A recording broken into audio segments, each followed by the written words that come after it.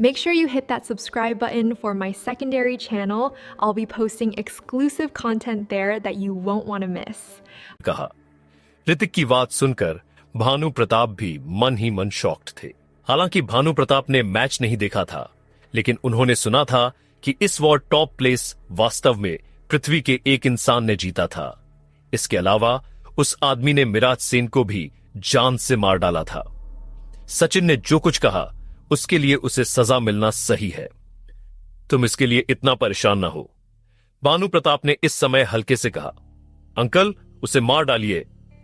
इस समय सचिन एक आदमी की मदद से खड़ा हुआ और गंभीर चेहरे के साथ उसने हेड कहा।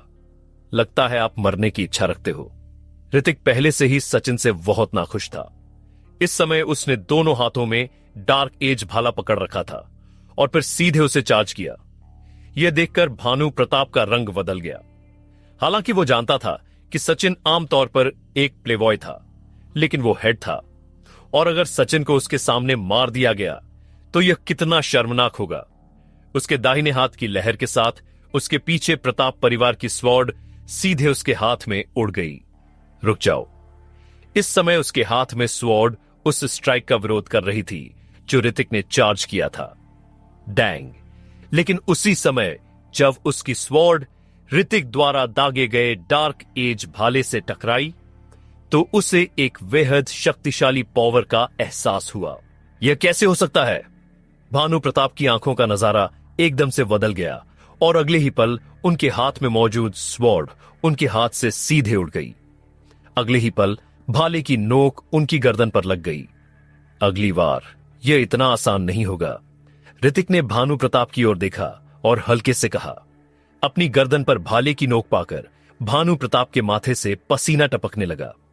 प्रताप परिवार के बाकी सदस्य भी शौक के मारे फ्रीज थे। ऋतिक ने वास्तव में उनके पावरफुल हेड को एक झटके में हरा दिया था। वो मुझे वॉर उकसाता है। इस वॉर विल चुकाने का समय आ गया है। ऋतिक ने इस समय भानु प्रताप को नजरअंदाज कर दिया और सीधे सचिन के पास चले गया। अंकल, बचाइए। सचिन ने ऋतिक की ओर देखा जो डार्क एज भाला लेकर आया था और उसका शरीर कांप उठा। अब ऋतिक के हाथ में डार्क एज भाले को देखकर उसे पहले से ही पता चल गया था कि ऋतिक वही अधेड़ उम्र का आदमी था, क्योंकि उसके अलावा उसने कभी किसी को इस तरह के हथियार का इस्तेमाल करते नहीं देखा है। क्या तुम सचमुच प्रताप परिवार के खिलाफ लड़ने जा रहे हो? भानु प्रताप ने ऋतिक की ओर देखा और कहा। ऐसे में अगर वो इसे रोकने की कोशिश भी करेंगे तो भी उसके पास कोई पावर नहीं थी। ऋतिक ने अभी जो पावर दिखाई थी वो सचमुच भयानक थी। सेन परिवार के लोग मेरे हाथों नहीं बचे तो तुम्हारे प्रताप परिवार का तो जिक्र ही नहीं करते, ऋतिक ने उसका मजाक बनाते हुए कहा और अगले ही पल अपने सामने सचिन को देखते हुए उसने सीधे उस पर भाले से वार कर दिया। ऐसा मत करो, सचिन ने दहाड़ लगाई और अगले ही पल डार्क एज भाले का सिर सीधे उसके सिर में घुस गया। इस नजारे को देखकर प्रताप परिवार के बाकी सदस्यों के चेहरे पीले पड़ गए और उनके शरीर कांपने लगे। भानु प्रताप का चेहरा भी बेहद बदसूरत हो गया था। लड़के, तुमने आज वॉरियर एरिना में मिराज सेन को जान से मार डाला। क्या तुम्हें डर नहीं लगता कि वे लोग तुमसे बदला लेंगे? भानु प्रताप ने बुरा चेहरा बनाकर कहा। तुम्हें पता होना चाहिए कि सेन परिवार में केवल मिराज सेन ही एक मास्टर वॉरियर लेवल का वॉरियर नहीं है। क्या आप मुझे धमका रहे हैं? तो क्या आप जानते हैं कि सेन परिवार में अब कोई मास्टर वॉरियर नहीं है? ऋतिक ने अपनी आंखें सिकोड़ लीं और हल्के से कहा। तुम्हारा क्या मतलब है? ऋतिक की बात सुनकर भानु प्रताप ने उसे घूरते हुए कहा। यह बिल्कुल वही है जो आप सोच रहे हैं। ऋतिक ने व्यंग के साथ कहा। यह सिर्फ सेन परिवार नहीं है, बल्कि सम्राट परिवार का सबसे पावरफुल इंसान भी अब रिपोर्ट करने के लिए नर्क में भेज दिया है। ऋतिक ने बोलना जारी रखा। अब भानु प्रताप और भी ज्यादा हैरान थे। सेन परिवार का सबसे पावरफुल सदस्य टॉप रैंक 9 का वॉरियर था और उसे एक मास्टर वॉरियर बनने के लिए सबसे होनहार इंसान के रूप में जाना जाता था। मैंने अभी आपको प्रताप परिवार से कूड़ा कचरा हटाने में मदद की है, ऋतिक ने सपाट स्वर में कहा। दुनिया ऐसे ही चलती है, ज्यादा ताकत के साथ। इससे कोई फर्क नहीं पड़ता अगर उसने सचिन को मार डाला होता। जैसे ही उसने स्वाइप किया और अपने काले भाले पर लटके खून को हटाया, ऋतिक दूसरी दिशा में चला गया। सेवियर, आप। रोमा ने ऋतिक की आकृति को देखा, जो छोटा होता जा रहा था, और उसके जाने से पहले उससे कुछ कहना चाहती थी। जैसे ही वो अपना मुंह खोलने ही वाली थी, उसने देखा कि ऋतिक रुक गया था और उसकी ओर हाथ हिलाने से पहले मुड़ गया। अलविदा, ऋतिक ने मुस्कुराते हुए कहा। वो कल आइस एंड स्नो सिटी के लिए रवाना होगा, और अगर कोई वाली दुर्घटना नहीं हुई तो वो फिर कभी इस सिटी में नहीं लौटेगा। ऋतिक के लिए इस विदेशी सिटी में याद करने लायक कुछ भी नहीं बचा था। चीफ बानू, मेरा मानना है कि रोमा भी एक अच्छा ऑप्शन है। आप उसे अगला हेड बनाने पर विचार कर सकते हैं। ऋतिक ने भानु प्रताप से यह कहने से पहले इसके बारे में सोचा। जैसे ही उसका काम पूरा हुआ, ऋतिक बिना पीछे देखे चले वहां से चला गया। यह देखकर कि ऋतिक आखिरकार उसकी नजरों के कैसे गायब हो गया, रोमा को थोड़ा खालीपन महसूस हुआ। वो यहां कभी वापस नहीं आएगा। सचिन के शरीर को ले ज्वार, भानु प्रताप ने लियू परिवार के बाकी सदस्यों से कहा। फिर उसने रोमा की ओर देखा और उसे ऋतिक द्वारा अब भी कही गई बात याद आ गई। तभी उसने एक बड़ा फैसला लिया। एक वॉरियर जो दूसरे वॉरियर मास्टर को मार सकता है। अगर प्रताप परिवार की ऐसे इंसान से दोस्ती होगी तो कोई भी उनके परिवार को हाथ लगाने से भी कतराएगा। दूसरी ओर ऋतिक एक नदी तट पर पहुंच गया। वो जमीन पर पालथी मारकर बैठ गया और अपनी कल्टीवेशन तकनीक सक्रिय कर दी। मार्की प्लेनेट पर ग्रेविटी पृथ्वी से अलग होने के अलावा हवा में एनर्जी कण भी पृथ्वी की तुलना में ज्यादा मोटे थे। शायद यही कारण है कि इस प्लेनेट पर वॉरियर पृथ्वी पर मौजूद वॉरियर्स से कहीं ज्यादा पावरफुल थे। समय बीतता गया और जल्द ही आकाश पहले से ही उज्जवल हो गया था। ऐसा लगा जैसे यह केवल पलक झपकने मात्र से हुआ हो। जैसे ही वो एक जगह पर पहुंचा, ऋतिक मार्की प्लेनेट की रेल पटरियां देख सकता था। वहां पहले से ही भारी भीड़ जमा थी। रेल की पटरियां बहुत बड़ी लग रही थीं और जो सुरक्षा कर्मचारी इसकी रखवाली कर रहे थे वे कम से कम रैंक 8 के वॉरियर्स थे। यह कुछ ऐसा था जिसने ऋतिक को सरप्राइज कर दिया था। इस छोटे से सिटी में लोगों की औसत ताकत पृथ्वी प्लेनेट के बराबर थी और यह भयानक थी। अगर इस प्लेनेट के लोग पृथ्वी ग्रह पर हमला कर दे तो इसके बारे में सोचते ही ऋतिक के रोंगटे खड़े हो गए। पृथ्वीवासियों की क्षमताओं के साथ उनके लिए मार्की प्लेनेट के लोगों के खिलाफ लड़ना असंभव होगा। यहां तक कि मार्की प्लेनेट में हथियार भी ज्यादा एडवांस थे। पहले जो पास दिया गया था उससे ऋतिक को उस जगह पर जाने में कोई मुश्किल नहीं हुई थी। जैसे ही वो अंदर गया, ऋतिक को महसूस हुआ कि कोई उसके कंधे को थपथपा रहा है। ऋतिक की आंखें सिकुड़ गई और उसने तुरंत काले भाले को पीछे की ओर छेद दिया। अरे यार, रुक जाओ, ये मैं हूं। मयंक वसाज ने भाले की नोक को देखा जो उससे केवल 1 इंच की दूरी पर थी। भयभीत होने के बजाय वो हंस रहा था। जब ऋतिक ने देखा कि यह मयंक वजाज है जो उसके पीछे था, तो ऋतिक सरप्राइज हो गया और उसने तुरंत अपना भाला वापस खींच लिया। अरे, तुम यहां इतनी जल्दी क्यों आ गए? मयंक वजाज ने पूछते ही वेफ्सी से हंसते हुए कहा। साथ ही वो काफी हैरान भी था। ऐसा इसलिए था क्योंकि वो स्पष्ट रूप से महसूस कर सकता था कि ऋतिक की ताकत उसकी अपेक्षा से ज्यादा स्ट्रांग हो गई थी। थोड़े ही समय में उसमें बहुत सुधार हुआ था। हमें कब निकलना चाहिए? ऋतिक ने मयंक वजाज के सवाल को नजरअंदाज कर दिया और दूसरा सवाल पूछा। जल्द ही। मयंक वजाज ने ऋतिक को जवाब देने से पहले समय देखा और कहा, डिवाइन लिस्ट के मेंबर्स प्लीज यहां इकट्ठे हो जाए। ठीक उसी समय एक आदमी था जो भीड़ पर चिल्ला रहा था। यह एक अधेड़ उम्र का आदमी था जिसने एक विशेष काली वर्दी पहन रखी थी। वो एक गंभीर आदमी की तरह लग रहा था। उसके ठीक बगल में राजेंद्र सिंह नाम एक वही आदमी खड़ा था। हां, चलो वहां चलें। मयंक वजाज ने उस आदमी की ओर इशारा किया। ऋतिक ने सिर हिलाया और मयंक वजाज के पीछे चल दिया। मैच जीतने वाले 10 लोग स्वाभाविक रूप से डिवाइन लिस्ट के टॉप 1 गए थे। थोड़ी ही देर में उसने देखा कि लिस्ट में शामिल ज्यादातर लोग पहले से ही एक साथ जमा हो चुके थे। राजेंद्र सिंह ने ऋतिक और मयंक वजाज को देखा जो उसकी ओर चल रहे थे और उसके चेहरे पर एक उदास भाव था। यह उसका पहला मौका था जब किसी और ने डिवाइन अकादमी में उसके प्रस्ताव को अस्वीकार कर दिया था, और यह एक शर्मिंदगी थी। सेन परिवार का पुराना हेड कहां है? यह देखकर कि ऋतिक ठीक उसके सामने सुरक्षित खड़ा था, उसने व्यंग्य करते हुए ऋतिक से पूछा, क्या कहा आपने? उसका सवाल सुनकर ऋतिक ने कंफ्यूज होने और खो जाने का नाटक किया। जल्दी करो, अभी इकट्ठा हो जाओ। जब राजेंद्र सिंह ऋतिक के चेहरे पर भाव देखा तो वो अपने आप को रोक नहीं सका, लेकिन उसने उसे नजरअंदाज करने का फैसला किया और वाकी वॉरियर्स पर चिल्लाया। यह असंभव था। अगर मास्टर सेन ने इस लड़के से लड़ने के लिए लोगों को इकट्ठा किया था, तो ऐसा कैसे हुआ कि वो यहीं सुरक्षित खड़ा है? शायद वे उसे कल तलाश नहीं पाए होंगे। राजेंद्र सिंह के पास सवाल थे, लेकिन उन्हें पूछने के लिए यह सही जगह नहीं थी। आप लोग डिवाइन सिटी के फाइनल में भाग लेने के लिए आइस एंड स्नो सिटी का प्रतिनिधित्व करेंगे। ट्रेन जल्द ही रवाना होगी और हम स्टार्क सिटी पहुंचने से पहले आइस एंड स्नो सिटी से गुजरेंगे। सफर में कम से कम 8 घंटे लगेंगे। अधेड़ उम्र का आदमी बोलता रहा। ठीक है, अगर हर कोई यहां है तो प्लीज मेरा अनुसरण करे। हां।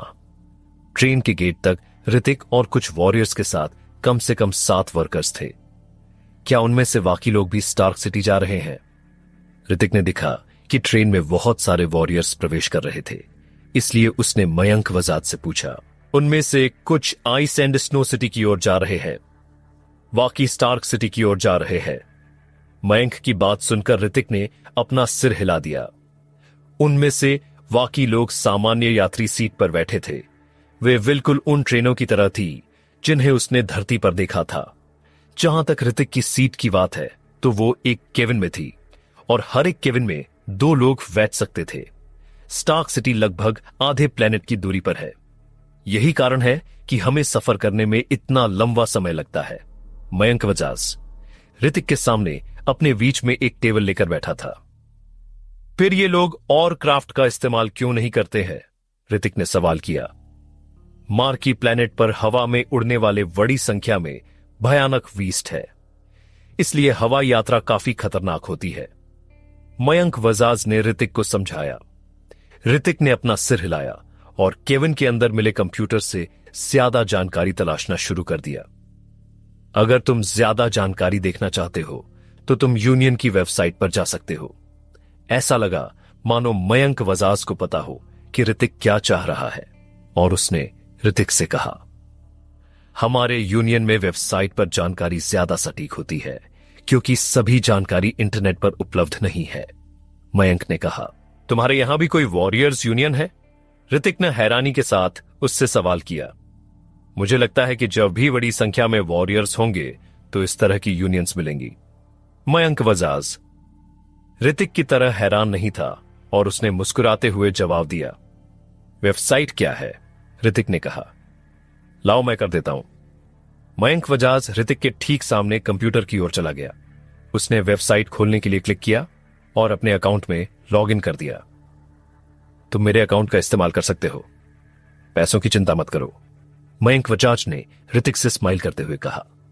इस मदद के लिए शुक्रिया। ऋतिक ने मयंक वजाज के चेहरे पर नजर डाली। हालांकि ऋतिक को इस बात का अंदाजा नहीं था कि वो उसके प्रति इतना दयालु क्यों था, लेकिन ऋतिक को बिल्कुल भी अजीब नहीं लगा। कोई बात नहीं। मयंक वजाज अपनी सीट पर वापस आ गया और स्माइल करते हुए कहा, यह वेबसाइट ऋतिक द्वारा इस्तेमाल की गई वेबसाइटों से बिल्कुल अलग दिख रही थी, लेकिन मयंक वजाज सही था। वेबसाइट पर बहुत सारी जानकारी उपलब्ध थी। इसे विस्तार से नोट किया गया था। ऋतिक ने हाई रैंक के इवॉल्व फीस्टों के बारे में भी बहुत कुछ पढ़ा।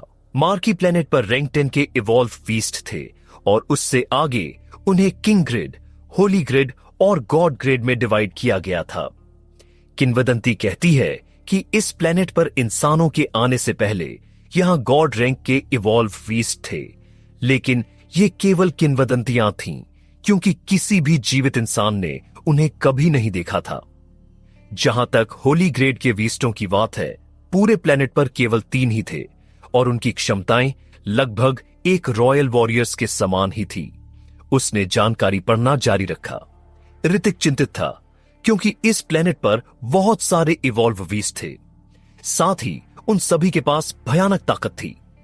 स्टार्क सिटी के बारे में भी ढेर सारी जानकारी थी। उसके पास स्टार्क सिटी का एक नक्शा भी था। यह नक्शा इतना विस्तार में था कि कोई भी 3D स्क्रीन का इस्तेमाल करके सिटी की हर एक सड़क को देख सकता था। यह सिटी बहुत बड़ी थी। ऋतिक ने देखा कि सिटी के जिस एरिया में राजघराने के लोग रहते थे वो एरिया काले रंग से ढका हुआ था। यह साफ था कि इन एरियाज को लोगों से छिपाने के लिए जानबूझकर कवर किया गया था। ऋतिक काफी एडिटेड था। इस दुनिया में उनके पास राजशाही व्यवस्था थी और उनकी तकनीक पृथ्वी की तुलना में कहीं ज्यादा एडवांस थी। ट्रेन तेज रफ्तार से चल रही थी। यह इतनी भयानक स्पीड से चल रही थी कि उसे यह भी नहीं दिख रहा था कि खिड़की के बाहर क्या है। कुछ समय बाद ऋतिक अभी भी जानकारी देख रहा था और उसे इस बात का कोई अंदाजा नहीं था कि उसने कितना समय इस्तेमाल किया है। हालांकि मयंक वजाज ही वो शख्स था जिसे अब इस बात का पछतावा हो रहा था। वो स्पष्ट रूप से देख सकता था कि जो जानकारी देखी जा रही थी वो क्या थी, और थोड़े समय के भीतर ऋतिक जो जानकारी पढ़ रहा था वो पहले ही उसके आधे बैंक बैलेंस को खर्च कर चुकी थी। हालांकि वो वोजल था, फिर भी उसे दिल में दर्द महसूस हो रहा था। मुझे ऐसा नहीं कहना चाहिए था, मयंक वजाज मन ही मन बुदबुदाया, लेकिन ठीक उसी पर पूरी ट्रेन जोरों से हिल गई। ऋतिक और मयंक वजाज हवा में उड़ गए और एक दूसरे से टकरा गए। जब उन्होंने करीब से देखा तो पूरा केविन तहस नहस हो गया था और वे दोनों बर्गर पैटी बनने से महज कुछ इंच दूर थे। क्या हुआ? केविन के कुचले जाने के कारण ऋतिक अभी भी मयंक वजाज के पास ही लेटा हुआ था। इससे उनके हिलने डुलने के लिए बहुत कम जगह बची थी। मुझे नहीं पता। मयंक वजाज को पूरे शरीर में दर्द महसूस हो रहा था और उसने ऋतिक से कहा, ट्रेन की गुणवत्ता हाई मानी जाती थी, लेकिन वो पहले से ही इतनी भयानक स्थिति में थी। उनके अनुमान से ट्रेन जरूर ही किसी भयानक चीज से टकराई होगी। क्या मुसीबत है? ऋतिक ने भी आईब्रोज सिकोड़ ली, क्योंकि उसे कोई अंदाजा नहीं था कि बाहर क्या हो रहा है। ट्रेन की लाइट्स तेजी से चमक रही थी और अपनी तेज सुनने की क्षमता से वो सुन सकता था कि बाहर कुछ था। इसे तोड़ो। ऋतिक ने अपने दाहिने हाथ पर अपनी मुट्ठी बांधी और उसे ऊपर की ओर फेंक दिया। पेंग! एक जोरदार धमाके के साथ ऋतिक तुरंत केविन से बाहर उड़ गया। जैसे ही वो बाहर निकला वो कांप उठा। बाहर बहुत ज्यादा ठंड थी। उसने चारों ओर देखा और महसूस किया कि उसके चारों ओर का पूरा नजारा स्नो से ढका हुआ था। आसमान से अभी भी स्नो के टुकड़े गिर रहे थे। जैसे ही वो गिरी हुई ट्रेन के ऊपर खड़ा हुआ, वो ट्रेन के सामने एक विशाल बीस्ट को स्पष्ट रूप से देख सकता था, जो लिजार्ड जैसा दिख रहा था। इसने अपना मुंह पूरा खोल लिया था और जोर जोर से चिल्ला रही थी। उसकी तेज चीख से ऋतिक को ऐसा लगा कि उसके कान का पर्दा फटने वाला है। क्या ट्रेन ने इस विशाल बीस्ट को टक्कर मार दी? ऋतिक ने मन ही मन सोचा। जिस स्पीड से ट्रेन चल रही थी उसने बीस्ट को नहीं मारा था। इसके बजाय वो ट्रेन ही थी जो बर्बाद हो गई थी, और यह वास्तव में एक चमत्कार था। शिट! मयंक वजाज भी धीरे धीरे ट्रेन से बाहर निकला। वहां देखो। जब मयंक वजाज ट्रेन से बाहर निकला तो ऋतिक ने उनके ठीक सामने बीस्ट की ओर इशारा किया। एक स्नो लिजार्ड? मयंक वजाज ने भयानक दिखने वाले बीस्टों को देखा और उसकी आंखें सदमे से भर गईं। तुम्हें पता है कि यह क्या है? हां, यह आइस एंड स्नो एरिया का किंग रैंक का इवॉल्व बीस्ट है। उसकी बात सुनने के बाद ऋतिक ने सामने वाले बीस्ट की ओर देखा। इस विशाल लिजार्ड ने फिर से अपना मुंह खोला और उसके मुंह से एक बड़ा धुंधला एनर्जी सोर्स निकला। ऐसा महसूस हुआ मानो उसके चारों ओर की हवा एनर्जी की गर्मी से मुड़ गई हो। बूम! हो, क्योंकि यह लिजार्ड द्वारा छोड़ी गई एनर्जी को बाहर निकालता है। यह सीधे ट्रेन के सामने की ओर चला गया और इससे तुरंत विस्फोट हो गया। यह इतना डरावना है। मयंक वजाज ने जब सामने का नजारा देखा तो वो अपने आप को रोक नहीं सका। जहां तक बाकी पैसेंजर्स की बात है तो वे धीरे धीरे ट्रेन से बाहर भाग गए थे। वॉरियर्स के लिए ट्रेन से बाहर निकलना कोई मुश्किल बात नहीं थी। डिवाइन लिस्ट के वॉरियर्स, प्लीज यहां इकट्ठा हो जाओ। तभी पहले से मौजूद अधेड़ उम्र के आदमी ने ट्रेन का ऊपरी हिस्सा तोड़ दिया और चिल्लाने लगा। उसकी आवाज तेज और साफ थी। ऋतिक और मयंक वजाज उसे साफ रूप से सुन सकते थे। एक किंग रैंक के इवॉल्व बीस्ट की पावर एक मास्टर वॉरियर के बराबर मानी जाती थी। साथ ही उनके शरीर की त्वचा भी कवच की तरह सख्त होती थी और यह एक वॉरियर के स्फीयर से भी ज्यादा स्ट्रांग थी। हम आइस एंड स्नो सिटी में एंटर कर चुके हैं, लेकिन यह अभी भी सिटी के सेंटर से कुछ दूरी पर है। लोगों में इसकी घोषणा करने से पहले वारिस दीवान ने आगे की ओर देखा और कहा। तभी उसके हाथ में फोन बजने लग जाता है। कॉल का जवाब देने के बाद वारिस दीवान के चेहरे का लुक ही चेंज हो गया था। तुम सब मेरे साथ आओ, हमें of ice and snow city तक पैदल चलना होगा। ट्रेन पूरी तरह से बर्बाद हो गई है और स्नो लिजार्ड ने ट्रेन ड्राइवर को मार डाला है, वारिस दीवान ने सभी से कहा। हां, निर्देश मिलने के बाद बाकी लोगों ने अपना सिर हिला दिया। क्या ऐसा यहां अक्सर होता है? ऋतिक वाकी भीड़ के साथ ट्रेन से नीचे चला गया और स्नो से भरी जमीन पर चलने लगा। नहीं, मैं कई बार स्टार्क सिटी तक ट्रेनों में गया हूं, लेकिन ऐसा कभी नहीं हुआ जब हमारी मुलाकात इस तरह से हुई हो। जब से ट्रेन शुरू हुई है, हमें कभी इस तरह का सामना नहीं करना पड़ा। मयंक वजाज ने अपना सिर हिलाया और वो भी थोड़ा कंफ्यूज नजर आ रहा था। वो उस दुर्घटना को समझ नहीं पा रहा था जो अभी घटित हुई थी। ऋतिक ने चलना जारी रखा जब उसने राजेंद्र सिंह सामने खड़ा देखा। एल्डर अपने फोन को ऐसे देख रहा था जैसे कुछ पढ़ रहा हो। शायद उसे पता था कि क्या हुआ था। मिस्टर राजेंद्र, क्या हमें इसके चारों ओर घूमकर जाना चाहिए? वारिस दीवान ने आगे बढ़ने से पहले उस एल्डर आदमी से पूछा।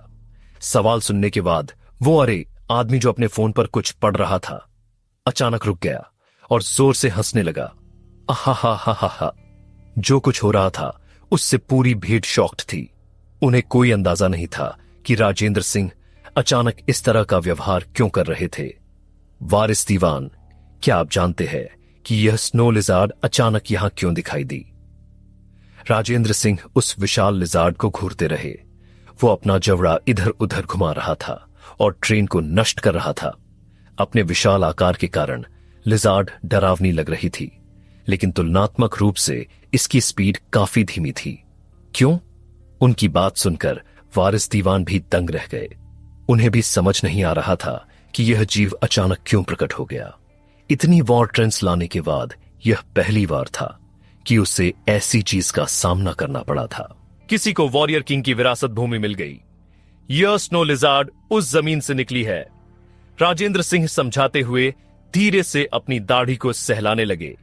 उसने सामने लिजार्ड को देखा और उसकी आंखें भावुक हो उठी। क्या यह सच है कि यहां किंग वॉरियर की विरासत की जमीन है?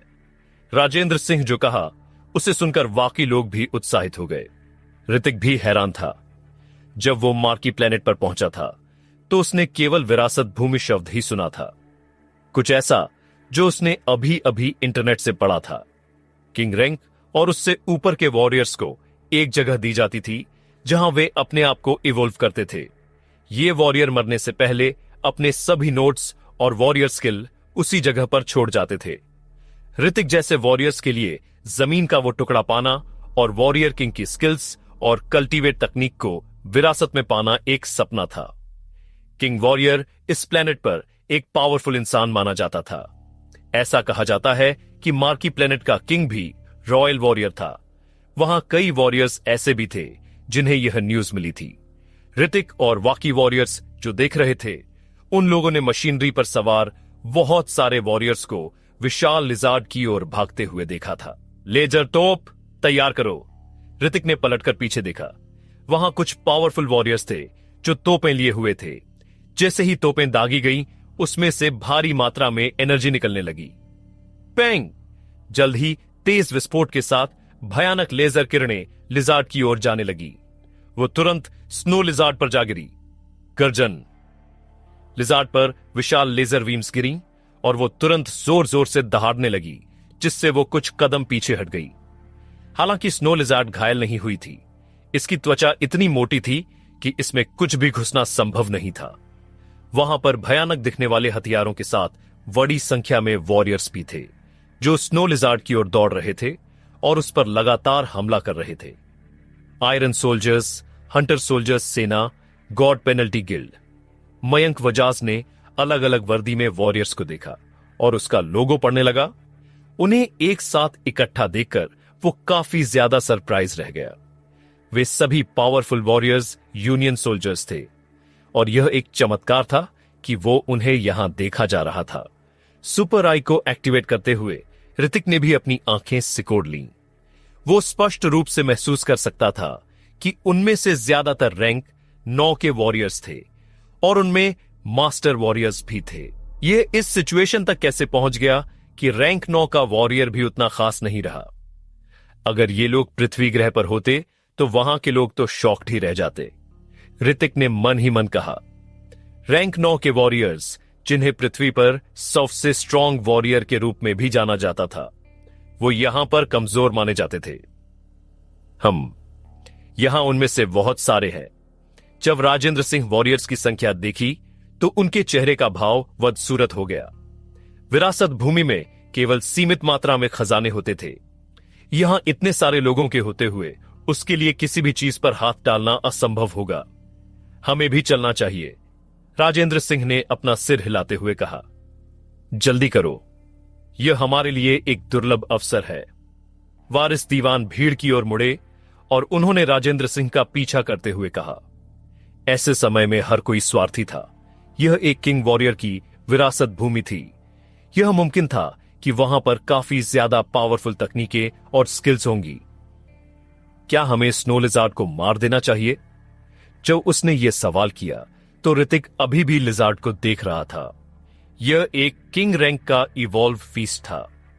अगर वो इसे मारने में कामयाब रहा तो वो बड़ी मात्रा में एक्सपीरियंस हासिल करने में सक्षम होगा। अपने सिस्टम के साथ ऋतिक के लिए वाकई हाई रैंक के वॉरियर्स की तरह लगातार कल्टीवेशन करने की जरूरत नहीं थी। उसे बस इन इवॉल्व बीस्टों से केवल एक्सपीरियंस हासिल करना था। हालांकि अब उसे जिस एक्सपीरियंस की जरूरत थी वो पहले की तुलना में बहुत ज्यादा था। उसके लिए केवल सामान्य बीस्टों और वॉरियर्स को मारना ही काफी नहीं था। यह देखकर कि इतना विशाल किंग लेवल का इवॉल्व बीस्ट उसी सामने था, ऋतिक को भी दिलचस्पी हो रही थी।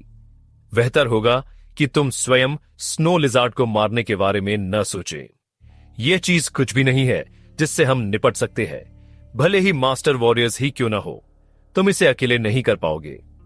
ऋतिक की बात सुनकर मयंक वजाज ने उससे कहा। अब जब इतने सारे वॉरियर्स स्नो लिजार्ड पर हमला कर रहे थे तो उसे मारने का कोई रास्ता नहीं था। हालांकि ऋतिक की ताकत काफी अच्छी थी और उसने मिराज सेन को मार डाला था, लेकिन इस स्नो लिजार्ड को मारना बिल्कुल असंभव था और उल्टा ऋतिक की जान जाने की संभावना थी। मुझे सिर्फ एक कोशिश करनी है, ऋतिक ने स्माइल करते हुए उससे कहा। वूम! और उसी समय एक तेज आवाज गूंजी जिससे आसपास की जमीन पर स्नो हवा उड़ गई। अब इस सिचुएशन में खड़े होकर वो साफ साफ देख सकता था कि विशाल स्नो लिजार्ड के काफी पीछे दोनों तरफ ऊंची सिटी की दीवारें बनी हुई थी और उस दीवार के नीचे एक गड्ढा बन गया था। यहां से नीचे जाने पर विरासत भूमि थी, लेकिन उसके सामने यह विशाल लिजार्ड उसे रोक रही थी। कोई नीचे भागना चाहता था, लेकिन भयानक स्नो लिजार्ड ने उसे कुचलकर मार डाला।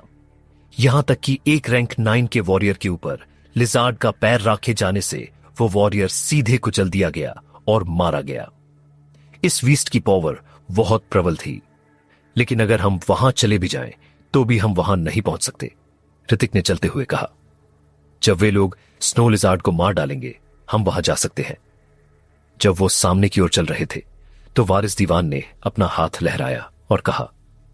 अब ऐसे कई वॉरियर्स थे जिनके विचार वारिस दीवान के समान थे और कई वॉरियर्स भी इस वेटल को देख रहे थे। गर्जन! विशाल स्नो लिजार्ड उन लोगों द्वारा हमला किए जाने के बाद गुस्सा हो गई और इस समय उसने जोर से दहाड़ निकाली। इस समय स्नो लिजार्ड हिंसक रूप से दंगा करने लगी और उस पर हमला करने वाले वॉरियर्स पर अपने तेज पंजे लहराने लगी। समय समय पर उसके मुंह से भयानक एनर्जी वॉर्म्स निकल रहे थे।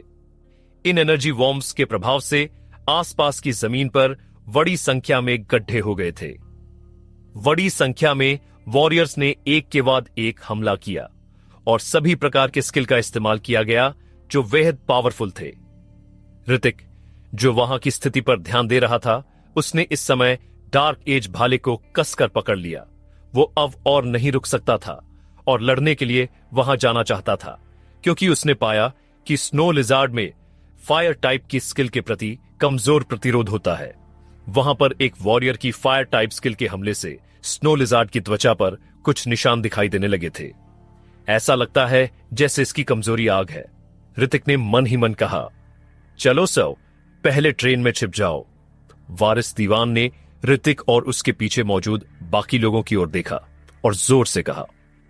अब ट्रेन के बाहर स्नो ही स्नो थी और वो और बाकी सभी पतले कपड़े पहने हुए थे। इस समय उन लोगों को काफी ठंड महसूस हो रही थी। मयंक बजाज ने ऋतिक पर नजर डाली। ऋतिक पर बिल्कुल भी असर नहीं हो रहा था और ठंड के कारण उसके चेहरे की त्वचा बिल्कुल भी पीली नहीं थी। यह सचमुच एक राक्षस है। मयंक बजाज ने मन ही मन कहा, तुम लोग पहले जाओ, मुझे थोड़ा काम है। ऋतिक ने मयंक बजाज की ओर देखा और कहा, वहां मरने के लिए मत जाओ। मयंक बजाज ने ऋतिक की ओर देखा और स्नो लिजार्ड की ओर देखा और कहा, अरे बस मुझे एक बार कोशिश करने दो। ऋतिक ने व्यवसी से हाथ हिलाते हुए कहा। सभी लोग ट्रेन में दाखिल हो गए थे। हालांकि ट्रेन डैमेज हो गई थी, फिर भी डिब्बे के अंदर का तापमान बाहर की तुलना में ज्यादा था। उन सभी के ट्रेन में एंटर करने के बाद ऋतिक ने कुछ ही दूरी पर स्नो लिजार्ड को देखा और अपनी आंखें सिकोड़ ली। अगले ही पल उसके शरीर में हरकत हुई और वो सीधे आगे की ओर दौड़ पड़ा। विदाउट ए ट्रेस स्किल सक्रिय हो गई थी और जब उसकी शारीरिक तकनीक का इस्तेमाल किया गया तो ऋतिक की स्पीड बेहद तेज हो गई थी। वो एक प्रेत की तरह आगे बढ़ता रहा। जल्द ही वो स्नो लिजार्ड के सामने आ गया। इस विशाल काय राक्षस का नजदीक से सामना करने पर ऋतिक काफी चौंक गया। वो इस किंग लेवल के इवॉल्व बीस्ट की पावर को इतने करीब से महसूस कर सकता था। इससे उसे हमला करने से भी अब डर लगने लगा था। यह तो सच में काफी भयानक है डी। ऋतिक ने बेरहमी से अपना सिर हिलाया। फिर उसने अपने हाथ में डार्क एज भाला लहराया और तुरंत एक जलता हुआ फायर फिजिक्स बाहर उड़ गया। स्नो लिजार्ड की तुलना में विशाल फायर फिनिक्स अभी भी थोड़ा छोटा था। एक छोटी सी फ्लेम की तरह वो स्नो लिजार्ड के पैर से टकराया, लेकिन इससे उसे कोई नुकसान नहीं हुआ। सिस्टम ने पहले कहा था कि हाई रैंक वाले वॉरियर्स को होने वाला डैमेज 40% से कम है और वॉरियर्स को मारने से हासिल एक्सपीरियंस का केवल 10वां हिस्सा है, लेकिन यह एक इवॉल्व बीस्ट के बारे में कुछ नहीं कहता है। इसलिए मुझे इस स्नो लिजार्ड को मारना होगा। ऋतिक ने इस समय अपने दांत पीस लिए, फिर दोनों हाथों से डार्क एज भाले को घुमाया और तुरंत एक के बाद एक जलते फायर फिनिक्स को छोड़ दिया। एक पल में सैकड़ों जलते हुए फायर फिनिक्स नजर आए और वे सभी एक साथ इकट्ठे हो गए। अगले ही पल वे सभी फायर फिनिक्स एक विशाल फायर फिनिक्स में परिवर्तित हो गए। इस समय फिनिक्स के भयानक तापमान के कारण आसपास की जमीन पर कुछ स्नो के टुकड़े पिघलने लग गए। अनेकों वॉरियर्स की नजरें अब उसकी ओर आ गई थीं। ऐसे बड़े पैमाने की स्किल के इस्तेमाल के लिए बहुत ज्यादा सोर्स पावर की जरूरत होती है। यही कारण था कि सभी वॉरियर्स बाद में विरासत भूमि में एंटर करने के लिए अपनी ताकत बरकरार रख रहे थे। इस समय कोई भी अपनी सारी पावर का इस्तेमाल नहीं करना चाहता था। जाओ। जैसे ही ऋतिक ने अपने हाथ में डार्क एज भाला फिर से लहराया, फायर फिनिक्स ने सीधे उसके सामने हमला कर दिया। गर्जन। जब स्नो लिजार्ड ने फायर फिनिक्स को देखा तो उसने अचानक एक बड़ी दहाड़ निकाली। फिर उसने अपने पंजे उठाए और फायर फिनिक्स को सीधे एक थप्पड़ मार दिया। वूम। लेकिन अगले ही पल ज्वलंत फायर फिनिक्स ने तुरंत उस स्नो लिजार्ड के पंजे जला दिए और एक अगले ही पल एक फायर ववंडर बन गया जो वैधाशा घूम रहा था। इस समय स्नो लिजार्ड के पंजे लगातार जमीन से टकरा रहे थे और ऐसा लग रहा था कि फ्लेम के प्रभाव से उसे थोड़ा दर्द हो रहा था। विशाल लेजर तोप के हमलों से भी वो स्नो लिजार्ड दर्द से नहीं चीखी थी, लेकिन ऋतिक की इस फ्लेम ने वास्तव में उससे दर्द का एहसास कराया था। ऋतिक ने सही अनुमान लगाया था। यह चीज आग से डरती थी। स्नो लिजार्ड के लगातार थप्पड़ों से फ्लेम शांत हो गई, लेकिन यह देखा जा सकता था कि उसके पंजे काले पड़ गए थे। भले ही वो आग से डरती थी, लेकिन ऋतिक के हमले के मौजूदा लेवल के साथ वो अभी भी उसकी रक्षा को तोड़ने में असमर्थ था। तभी उस स्नो लिजार्ड ने अपना मुंह चौड़ा कर लिया। एक पल में उसके मुंह में बहुत सारी एनर्जी इकट्ठी हो गई। वूम। अगले ही पल यह एनर्जी गोला सीधा ऋतिक की ओर चला गया। जिस स्पीड से यह एनर्जी गोला बाहर निकला था, वो इतनी तेज था कि ऋतिक के पास बचने का कोई रास्ता नहीं था। स्फीयर। थोड़ी सी भी झिझक के बिना ऋतिक ने सीधे अपना स्फीयर खोल दिया। जैसे ही स्फीयर खुला, उसी समय स्नो लिजार्ड द्वारा उगला गया एनर्जी गोला सीधे ऋतिक के स्फीयर से टकराया। एक भयानक पावर। हालांकि इसने सीधे तौर पर ऋतिक के स्फीयर को नहीं तोड़ा, लेकिन इसने ऋतिक के शरीर को सीधे जमीन पर पटक दिया। ऋतिक का पूरा शरीर तुरंत भारी स्नो के नीचे दब गया। उन लोगों ने ऋतिक को नजरअंदाज कर दिया। इस समय बड़ी संख्या में वॉरियर्स स्नो की लिजार्ड पर हमला करते रहे। यह स्किल थोड़ी परिचित लगता है। मयंक वजाज ट्रेन की बोगी से विंडो से बाहर का नजारा देख रहा था। उससे वो ज्वलंत फीनिक्स काफी परिचित लग रहा था। अब हालांकि ट्रेन बहुत डैमेज थी, फिर भी उसमें आराम करना संभव था। कुछ डिवाइसेस पूरी तरह से डैमेज नहीं हुए थे और कुछ हीटिंग प्रदान कर सकते हैं ताकि ट्रेन के अंदर की हवा बाहर की तुलना में गर्म हो। हम यहां कब तक इंतजार करेंगे? इतने में एक आदमी ने जोर से कहा। यह स्नो लिजार्ड वास्तव में बहुत ज्यादा खुरदरी और मस्कुलर थी। वहां पर बहुत सारे वॉरियर्स थे और वॉरियर्स के लेवल की पावर में कोई कमी नहीं थी, फिर भी वो अभी तक मारी नहीं गई थी। वूम। जैसे ही वो आदमी बोला, पूरी ट्रेन फिर से जोर से हिल गई। घबराओ मत, अब इस लिजार्ड को उन वॉरियर्स पर हमला करना चाहिए, हम पर नहीं। जब राजेंद्र सिंह ने कुछ वॉरियर्स को देखा जो ट्रेन से भागना चाहते थे, तो उसने अचानक जोर से कहा, उन वॉरियर्स ने अभी तक अपनी पूरी ताकत का इस्तेमाल नहीं किया है, इसलिए अगर तुम लोग इस स्नो लिजार्ड को मारना चाहते हो तो यह शायद इतनी जल्दी नहीं हो पाएगा। तुम कुछ देर आराम कर सकते हो, राजेंद्र सिंह ने हल्के से कहा। बात करते समय उसने अपने बगल में वारिस दीवान को देखा। इस समय वारिस दीवान ने अपनी आंखें बंद कर ली थीं और वो अभी भी हवा में एनर्जी को अवसॉर्ब करते हुए कल्टीवेशन तकनीक चला रहे थे। ऐसा लग रहा था कि वो अपनी विल पावर बरकरार रखते हुए अगले मूवमेंट की तैयारी कर रहे थे। मयंक वजाज ने चारों ओर देखा और पाया कि ऋतिक अभी भी दिखाई नहीं दे रहा है। यह लड़का, मुझे मत बताओ वो सचमुच स्नो लिजार्ड को मारने गया था। ओह शीट, ये स्नो। उसी समय ऋतिक पहले ही स्नो से बाहर निकलने के लिए संघर्ष कर चुका था और उसने अपने मुंह से स्नो का एक टुकड़ा उगल दिया। इस स्नो लिजार्ड की पावर वास्तव में भयानक थी। जब उसने अपना स्फीयर खोला था, तब भी भयानक प्रभाव ने इसे लगभग तोड़ दिया था। उसने अपना डार्क एज भाला स्नो से बाहर निकाला और सामने देखा। इस स्नो लिजार्ड पर अभी भी बड़ी संख्या में वॉरियर्स हमला कर रहे थे। ऐसा लग रहा था कि यह सब अभी उसकी एज ऑफ फिनिक्स एकल के कारण था। अब ये सभी वॉरियर्स जानते थे कि फायर एलिमेंट स्किल का इस स्नो लिजार्ड पर ज्यादा प्रभाव पड़ता है, इसलिए ये लोग ऑफ स्नो लिजार्ड पर लगातार हमला करने के लिए इन फायर एलिमेंट स्किल का इस्तेमाल कर रहे थे। कुछ मास्टर वॉरियर्स लेवल के वॉरियर्स ने इस स्नो लिजार्ड पर हमला करने के लिए विशाल फायर गोले का इस्तेमाल किया था। क्या यह एक असली मास्टर वॉरियर्स के लेवल के वॉरियर की पावर है? ऋतिक ने अपनी आंखें सिकोड़ लीं। इन मास्टर वॉरियर्स लेवल के वॉरियर्स की ताकत मिराज सेन से भी ज्यादा पावरफुल लग रही थी। उनके शरीर में सोर्स पावर काफी ज्यादा प्रबल थी और जो फायर एलिमेंट स्किल पावर उनकी स्किल्स से फूटी थी, वो ऋतिक के फायर फिनिक्स से भी ज्यादा भयानक थी। हालांकि उस स्नो लिजार्ड की त्वचा खुरदरी और मांस मोटा होता है। इतने सारे वॉरियर्स और उन पावरफुल स्किल के हमले के तहत इस स्नो लिजार्ड को बहुत नुकसान होता हुआ लग रहा था और इस समय स्नो लिजार्ड के शरीर से पहले से ही बहुत सारा ताजा ब्लड बह रहा था।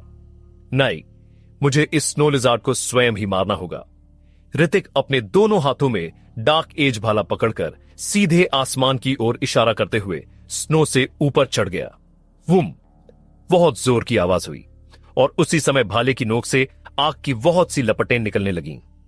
आग की लपटें लगातार आसमान में जा रही थी और तुरंत एक आग का समुद्र बन गया था। अगले ही पल आसमान से आग की लपटें आग के गोले में बदल गईं और लगातार नीचे गिरती रहीं। वो सारे के सारे गोले स्नो लिजार्ड के शरीर पर गिर रहे थे। ऋतिक ने अब कुछ भी नहीं सोचा और अपने हाथ में डार्क एज भाला लहराता रहा और फ्लेम स्किल जारी करने लगा। इस समय वहां पर बहुत सारे लोग एक साथ स्किल का इस्तेमाल कर रहे थे और किसी ने भी ऋतिक पर ध्यान नहीं दिया था। कुछ देर बाद ऋतिक को महसूस हुआ कि उसका शरीर थोड़ा थक गया है और उसकी सांसें थोड़ी उखड़ी हुई लग रही थीं। आसपास पहले से ही बहुत सारे वॉरियर्स की लाशें थीं। वे ढेर सारी जमीन पर बिखरी हुई थी। ये स्नो लिजार्ड ऑफ कमजोर हो गई थी और उसके हमले की स्पीड भी कम हो गई थी। उसके शरीर पर लगे घाव से बहुत सारा खून बह रहा था, जिससे आसपास की स्नो लाल हो गई थी। अब ऋतिक ने अपनी सांसें रोक ली और अपने शरीर के बारे में सोचना बंद कर दिया। फिर उसने अपना ध्यान स्नो लिजार्ड पर फोकस किया। अब उसे एक घातक हमले का इंतजार करना होगा। जब तक उसके घातक हमले से स्नो लिजार्ड मर जाती है, उसे बहुत सारा एक्सपीरियंस हासिल होगा। यह सोचकर ऋतिक का शरीर उत्तेजना से कांप उठा। अपग्रेड, मुझे अपग्रेड होना है। वूम! ऋतिक जंगल में एक शिकारी की तरह था जो स्नो की जमीन पर स्थिर खड़ा था। उस पल का इंतजार कर रहा था जब स्नो की लिजार्ड मरने वाली थी। आखिरकार कुछ ही समय वाद खून से लथपथ इस लिजार्ड का शरीर ढहने वाला था। बढ़िया मौका है। अगले ही पल ऋतिक की आंखों का नजारा बदल गया। वो जो काफी समय से तैयार था, इस समय अपने शरीर में सारी ताकत इकट्ठा करने लगा था। जैसे ही उसके पैर हिले, तुरंत एक भयानक पावर भड़क उठी और ऋतिक का पूरा शरीर ऊपर की ओर उछल गया। उसके हाथ में पकड़ा हुआ डार्क एज भाला इस समय पहले से ही गहरे लाल रंग की लपटों से भरा हुआ था। बाढ़ में जाओ! ऋतिक ने अपने दाहिने हाथ में डार्क एज भाला पकड़कर अपने दिल में दहाड़ लगाई और स्नो की लिजार्ड को सीधे माथे में मार दिया। वुम! डार्क एज भाला उसके माथे में घुस गया था, लेकिन भाले का सिर केवल थोड़ा सा ही छेदा गया था, पूरी तरह से अंदर नहीं गया था। आह! ऋतिक अपने शरीर की सारी ताकत लगाकर जोर से दहाड़ने लगा। वूम! एक धीमी आवाज के साथ अगले ही पल पूरा भाला सीधे उस स्नो लिजार्ड के माथे में जा लगा। डिंग! स्नो लिजार्ड मारी गई। आपने एक्सपीरियंस पॉइंट्स हासिल किए हैं। नोटिफिकेशन पर नजर पड़ते ही ऋतिक को यकीन नहीं हुआ कि उससे इतने सारे एक्सपीरियंस पॉइंट्स हासिल हुए हैं, लेकिन ऋतिक के पास अब इसके बारे में सोचने का समय नहीं था, इसलिए उसने अपना डार्क एज भाला निकाला, फिर दूसरी तरफ वापस चला गया।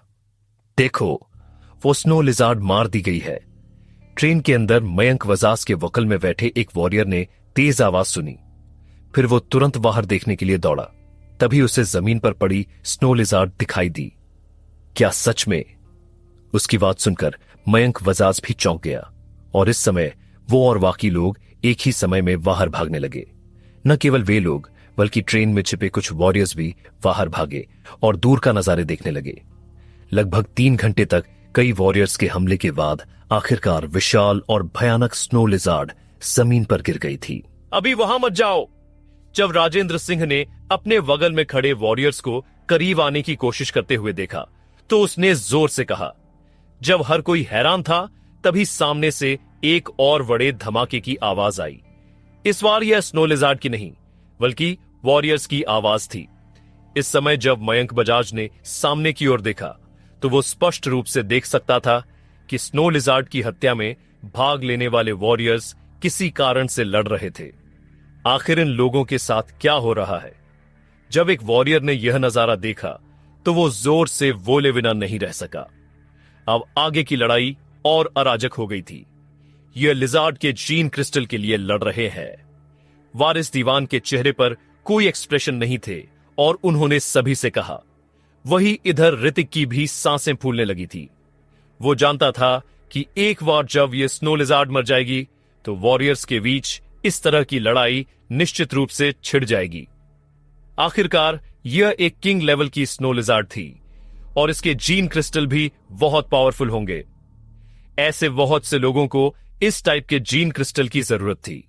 खासकर मास्टर वॉरियर लेवल के लोगों के लिए इस टाइप के जीन क्रिस्टल को हासिल करने के बाद उनके कल्टीवेशन में काफी फायदा होगा। मारे गए कुछ वॉरियर्स को छोड़कर बाकी वॉरियर्स जिनके पास यूनिक बैटल सूट थे और वे अलग अलग टीम्स के थे, उन्होंने अचानक लड़ना बंद कर दिया और बातचीत कर रहे थे। जल्द ही एक मास्टर वॉरियर लेवल के वॉरियर द्वारा उस लिजार्ड के जीन क्रिस्टल को उसके शरीर से काट दिया गया।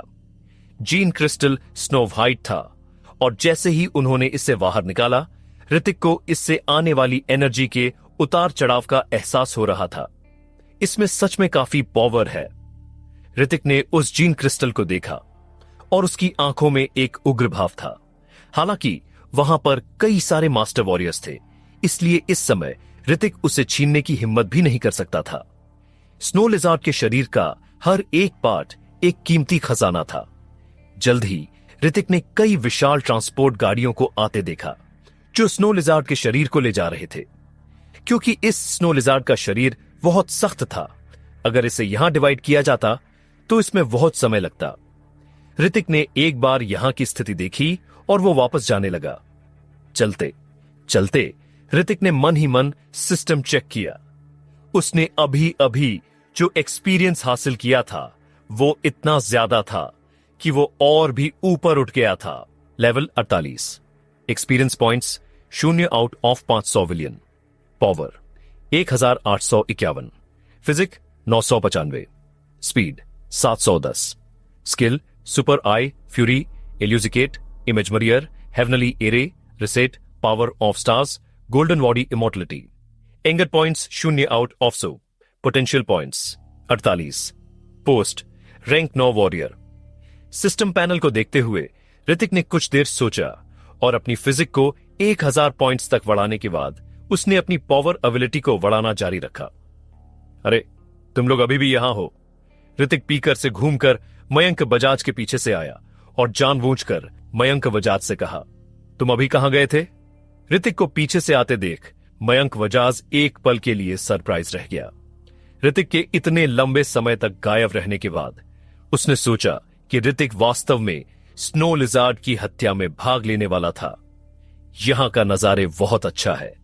मैंने कुछ तस्वीरें ली थी और बाद में अपने दोस्तों को दिखाने के लिए पृथ्वी पर वापस जाने की योजना बना रहा हूं। ऋतिक ने अपना फोन निकाला और नौटंकी मारते हुए मयंक बजाज से कहा। जब बाकी लोगों ने ऋतिक की बातें सुनी तो उनके मुंह पर अजीब से भाव आ गए। यह लड़का एक देहाती बेवकूफ है। भाई तुम। मयंक बजाज को समझ नहीं आ रहा था कि वो हंसें या रोएं। उसे लगा कि वो ऋतिक के दिमाग के साथ तालमेल नहीं बिठा पा रहा था। हर कोई स्नो लिजार्ड की बात पर ध्यान दे रहा था, लेकिन यह आदमी वास्तव में अपने दोस्तों सुंदर नजारे दिखाने का प्लान बना रहा था। चलो समय आ गया है। वारिस दीवान ने अपने वॉरियर्स को घूर कर देखा और जोर से कहा। रिमेंस के एंट्रेंस गेट पर बड़ी संख्या में टीमें पहले ही प्रवेश कर चुकी थी। सबसे पहले जाने वाले अलग अलग रैंक्स के लोग थे और जो पीछे थे वे कुछ बिखरी हुई टीमें थीं। ध्यान से, इस समय यहां बहुत सारे वॉरियर्स हैं, सावधान रहना। राजेंद्र सिंह ने भी इस समय जोर से सभी को याद दिलाया। डिवाइन लिस्ट के इन यंग वॉरियर्स ने चेहरे पर उत्साहित भाव के साथ अपना सिर हिला दिया। उन्हें तो ऐसा लग रहा था मानो प्रवेश करने के बाद वे किंग वॉरियर की विरासत हकेल कर सकेंगे। आइस एंड स्नो की इस जगह पर इतने बड़े पैमाने पर वेस बनाने में सक्षम होने और स्नो लिजार्ड की सुरक्षा पाने के लिए इस वॉरियर की ताकत बेहद भयानक होनी चाहिए। मयंक बजाज ने चलते हुए ऋतिक से कहा, क्या तुम्हें लगता है कि हमें कुछ अच्छी चीजें मिल सकती हैं? ऋतिक ने अपना सिर हिलाया और उससे सवाल किया। मैं भी नहीं जानता, विरासत की जमीन में बहुत सारी चीजें होनी चाहिए। भले ही तुम्हें कुछ न मिले, फिर भी देख लेना अच्छा है, मयंक बजाज ने कहा। जल्द ही हर कोई इस रिमेंस के एंट्रेंस गेट पर आ गया। एंट्रेंस गेट बहुत विशाल था और यह नीचे की ओर जाता था, जिसके दोनों ओर ऊंची दीवारें थीं। हा, मिस्टर दीवान, आप भी यहां हैं। तभी कहीं से जोर की हंसी की आवाज आई। जब ऋतिक ने उधर नजर डाली तो उसने दर्जनों वॉरियर्स को जानवरों की खाल पहने और आधुनिक हथियारों और डिवाइसेस के से देखा। लीडर एक अधेड़ उम्र का आदमी था। ऋतिक ने जब सुपर आई स्किल से उस इंसान की जांच की तो पाया कि यह इंसान एक मास्टर वॉरियर लेवल का वॉरियर था और वो एक मीडियम लेवल का मास्टर वॉरियर भी था। उसकी बैटल पावर 12,000 तक पहुंच गई थी और पावर एबिलिटी 2,300 तक पहुंच गई थी। ऐसा लग रहा था कि इस विरासत भूमि में बहुत सारे स्ट्रांग लोग थे। योगराज जिंदल, क्या आप भी यहां हैं? राजेंद्र जिंदल ने अपनी सफेद दाढ़ी को छुआ और हल्के स्वर में कहा, बेशक यह विरासत भूमि है और मैंने सुना है कि यह किंग वॉरियर उस समय आइस एंड स्नो सिटी में सबसे पावरफुल किंग वॉरियर था और उसे आइस एंड स्नो सम्राट भी कहा जाता था। योगराज जिंदल ने हंसते हुए कहा, यह हमारे रोहतांग सिटी के एक्सपर्ट्स हैं। हम इन्हें फाइनल में भाग लेने के लिए स्टार्क सिटी ले जा रहे थे। आइस एंड स्नो सिटी से गुजरते हुए हमने किंग वॉरियर द्वारा छोड़ी गई विरासत भूमि के बारे में सुना, इसलिए हम इसे देखने आ गए। जब योगराज जिंदल ने उसका नेतृत्व कर रहे वॉरियर्स का परिचय दिया तो उसका चेहरा गर्व से भर गया। उनमें से 3 अब भी अभी मास्टर वॉरियर लेवल तक पहुंच गए हैं। उसने आगे कहा, बुरा नहीं है, ऐसी योग्यताओं के साथ तुम लोग स्टार्क वॉरियर एकेडमी में एंटर कर सकते हो। राजेंद्र सिंह ने फीकी मुस्कान के साथ कहा। राजेंद्र सिंह के शब्दों को सुनने के बाद उन 3 मास्टर वॉरियर्स के चेहरे पर स्माइल आ गई। स्टार्क वॉरियर एकेडमी को स्टार्क सिटी की सुपीरियर एकेडमीज में से एक कहा जा सकता है। इसे रॉयल एकेडमी कहा जाता है। हर साल बड़ी संख्या में प्रतिभाशाली और इंटेलिजेंट वॉरियर्स इसमें एंटर करने की कोशिश करते हैं।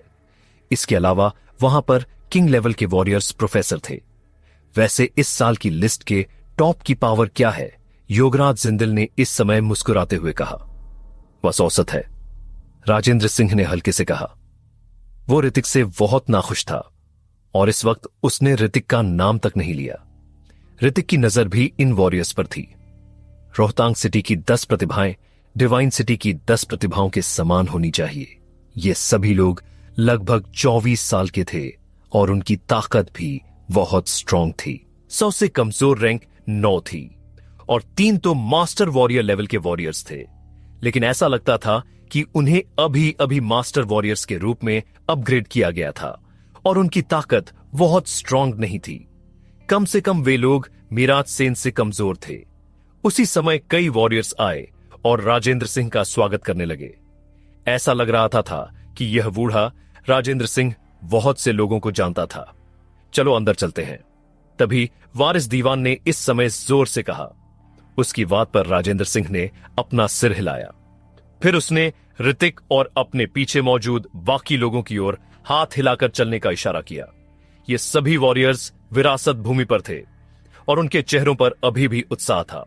प्रवेश द्वार पर बहुत अंधेरा था, लेकिन अंदर प्रवेश करने के बाद ऐसा लगा कि अंदर गहरे लाल रंग की रोशनी है। यह प्रवेश द्वार एक फैंटम है। एक वॉरियर के अंदर प्रवेश करने के बाद उसने सरप्राइज होकर कहा, अंदर की जगह किसी लावा गुफा में प्रवेश करने जैसा था। बाहर की ठंड की तुलना में अंदर गर्मी बढ़ती जा रही थी, जिससे उन लोगों को थोड़ी गर्मी का एहसास भी हो रहा था। क्या यहां अभी भी लावा है? कुछ देर चलने के बाद उन्हें पता चला कि सामने खड्डों के नीचे बहुत सारा मैग्मा बह रहा है। इस पत्थरीली जमीन पर खड़े होकर वॉरियर्स नीचे चिलचिलाती गर्मी महसूस कर सकते थे। इतना सरप्राइज मत हो, पहले मोर्चे पर चलते हैं, राजेंद्र सिंह ने सभी से कहा। उन लोगों ने सामने की ओर देखा और वहां कई ऊंची और स्ट्रांग वॉरियर्स की मूर्तियां थीं। ये वॉरियर्स प्रतिमाएं वास्तव में बहुत बड़ी थी, जिससे हर कोई बहुत छोटा लग रहा था। इसके अलावा उनके चेहरे भयानक थे। वे हर किसी को घूर रहे थे, कुछ ज्यादा ही सजीव लग रहे थे। सामने एक विशाल और सपाट दीवार थी, लेकिन आगे बढ़ने का कोई रास्ता नहीं था। पूरी जगह में एकमात्र चीज जो 100 से अलग थी, वो दोनों ओर सजीव मूर्तियां थीं। यह सिर्फ यही तक नहीं हो सकता, आगे जाने का भी कोई तो रास्ता होगा। हर कोई चारों ओर देखो, क्या पता यहां चारों ओर स्विच हो, एक वॉरियर ने जोर से कहा। उस वॉरियर की बातें सुनकर बाकी लोगों ने भी अपना सिर हिला दिया। उन्हें यहां कुछ भी नहीं मिला था और केवल ये चीजें ही दिखी थी।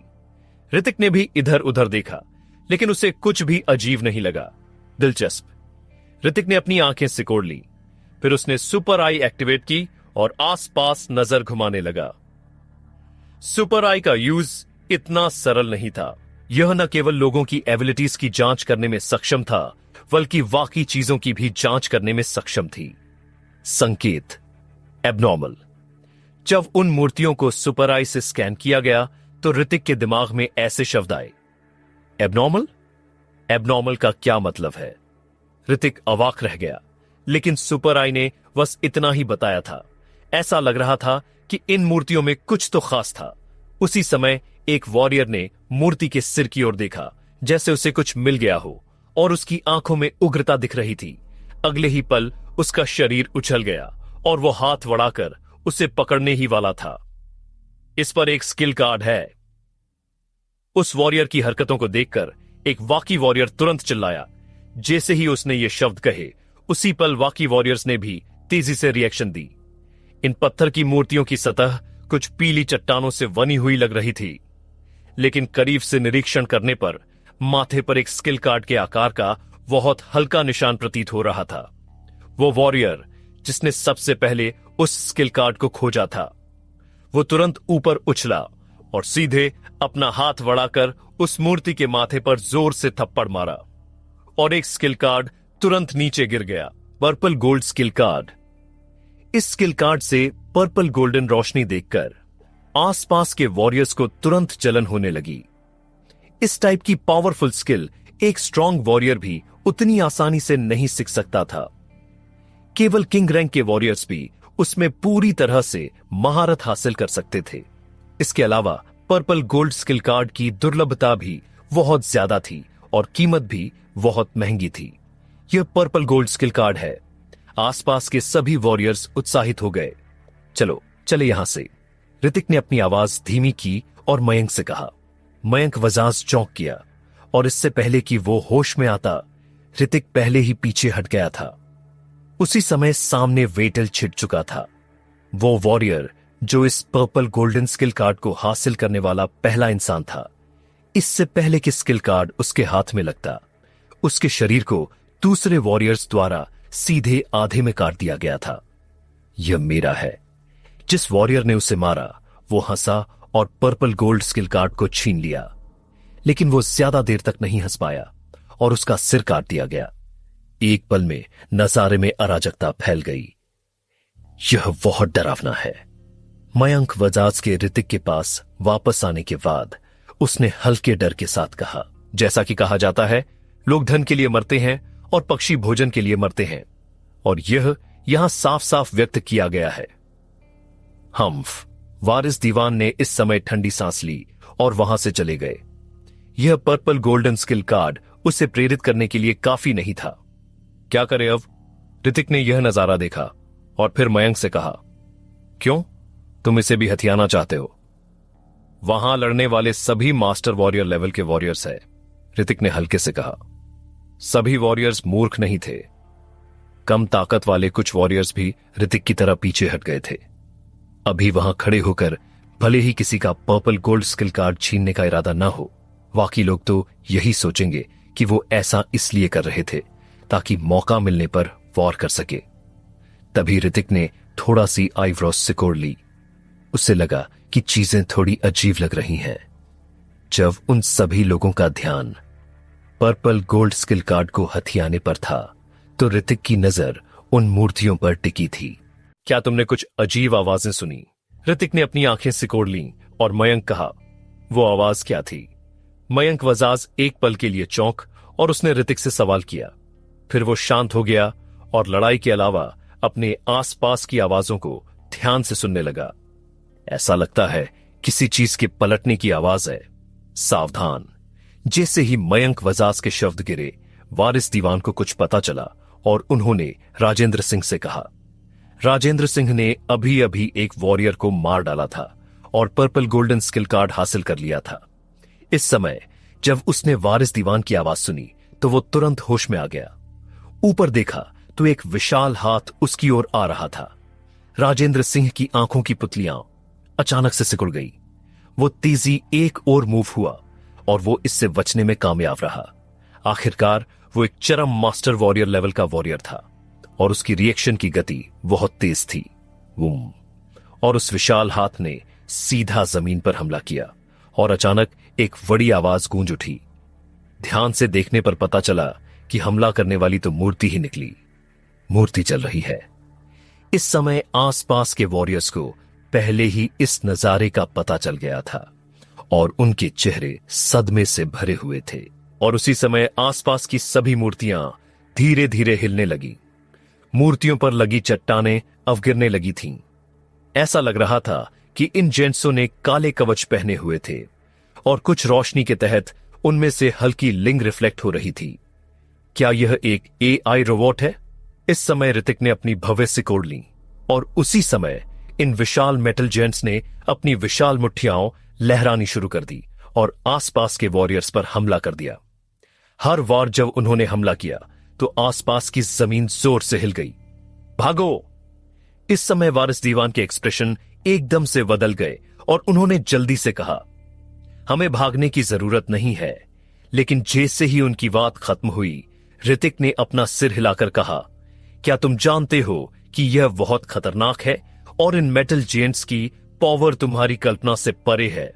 ऐसा लग रहा था कि वारिस दीवान को इस समय कुछ अनुभव हुआ और उन्होंने ऋतिक पर चिल्लाते हुए कहा, मानो ऋतिक कोई ऐसा आदमी हो जो कुछ भी नहीं जानता हो, जो बस बकवास करता है। नहीं, हमें कोई खतरा नहीं होगा। ऋतिक ने शांत से अपना सिर हिलाया, फिर सामने की ओर इशारा करते हुए कहा, क्या आपने देखा कि ये मेटल जेंट्स केवल उन लोगों पर हमला कर रहे हैं जिन लोगों ने पर्पल गोल्ड स्किल कार्ड लिया है? ऋतिक की बातें सुनकर वारिस दीवान एक पल के लिए शॉक्ड रह गया। उन्होंने पीछे मुड़कर देखा और पाया कि वास्तव में यही मामला था। ऐसा लग रहा था कि इन मेटल जेंट्स को किसी तरह का आदेश दिया गया था। इस समय वे केवल उन लोगों पर हमला कर रहे थे जो लोग पर्पल गोल्ड स्किल कार्ड चाहते थे। ओ शीट! राजेंद्र सिंह के पास पर्पल गोल्ड स्किल कार्ड था, इसलिए इस समय मेटल के जेंट्स में से एक उसका पीछा कर रहा था। उसने उसका करीब से पीछा किया और अभी वो बूढ़ा आदमी मुश्किल में था। वे नहीं जानते थे कि यह विशाल मेटल किस मटेरियल से बनी है, लेकिन सतह पर काली मेटल का कवच बहुत कठोर था। हम यहां आराम से मास्टर वॉरियर्स महारथियों की फाइट को देखने का मजा लेते हैं, ऋतिक ने स्माइल करते हुए कहा। फिर वो सीधे पत्थरीली जमीन पर बैठ गया और सामने ही रही लड़ाइयों को देखने लगा। बाकी वॉरियर्स भी होश में आ गए, यह जानते हुए कि ये मेटल के जेंट्स उन पर हमला नहीं करेंगे, बल्कि उन लोगों पर हमला करेंगे जिनके पास पर्पल गोल्ड स्किल कार्ड था। उन मेटल जेंट्स द्वारा उन मास्टर वॉरियर लेवल के लोगों के मरने का इंतजार करने के बाद वे उन पर्पल सोने के स्किल कार्डों को छीनने में सक्षम हो सकते थे। Boom boom boom. जैसे जैसे वे लड़ते गए, इस समय जमीन ज्यादा से ज्यादा बार हिलती रही।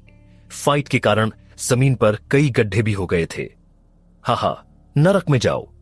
एक वॉरियर जो काफी पावरशाली लग रहा था, इस समय उसने एक मेटल के विशालकाय राक्षस के सिर पर हमला किया और सीधे में उस मेटल के विशाल के सिर को उड़ा दिया। जैसे ही उसका सिर फटा, मेटल के विशालकाय शरीर के अंदर किसी प्रकार का विस्फोट हुआ और पूरा विशाल शरीर जमीन पर गिर गया। यह मेरा है। लेकिन जैसे ही वॉरियर्स ने मेटल के विशालकाय राक्षस को मार डाला, पीछे से एक मास्टर वॉरियर्स लेवल के वॉरियर ने उस पर हथियार से हमला कर दिया। क्योंकि मेटल के जेंट्स के साथ लड़ाई में अब भी बहुत ज्यादा ताकत खर्च हुई थी, इस समय उसकी ताकत भी बहुत कम हो गई थी। देखते ही देखते ये लोग लड़ते रहे। ऋतिक को सरप्राइज हुआ जब राजेंद्र सिंह को इन मेटल जेंट्स की कमजोरी का पता चल गया था। उसका पीछा कर रहे मेटल के जेंट को मारने के बाद कोई भी उस पर हमला करने नहीं आया था।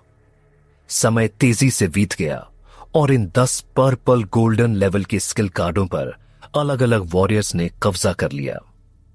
क्या तुम्हें इस पर्पल गोल्डन स्किल कार्ड में कोई दिलचस्पी नहीं है? मयंक वजाज ने जमीन पर क्रॉस लेग करके बैठे ऋतिक को देखा। उन लोगों की लड़ाइयों को देखकर ऐसा लग रहा था कि ऋतिक बिल्कुल भी भाग नहीं लेना चाहता था, इसलिए वो जिज्ञासावश पूछने से अपने आप को नहीं रोक सका। उसकी राय में ऋतिक ऐसा इंसान नहीं था। उसे चीजों में बहुत दिलचस्पी होनी चाहिए। मुझे थोड़ी दिलचस्पी है, ऋतिक ने अपनी आंखें सिकोड़ ली और कहा। लेकिन अगले ही पल ऋतिक ने वेवसी से हाथ फैलाते हुए कहा, लेकिन ये लोग बहुत ताकतवर हैं, मैं इनसे निपट नहीं सकता। ऐसा कहने वाला वह ऋतिक ही था, लेकिन उसकी नजर अच्छी थी और उसने पहले ही देख लिया था कि इन पर्पल गोल्डन स्किल कार्डों का भाला आर्ट से कोई लेना देना नहीं है। चलो चले अब यहां से। ऋतिक खड़े हो गया और डार्क एज भाला पकड़ते हुए मुस्कुराने लगा। कहां चले? मयंक वजाज चौंक गया, जैसे उसे अभी भी होश नहीं आया हो। वुम वुम वुम। इसी समय उसके सामने की दीवार से आवाज आई।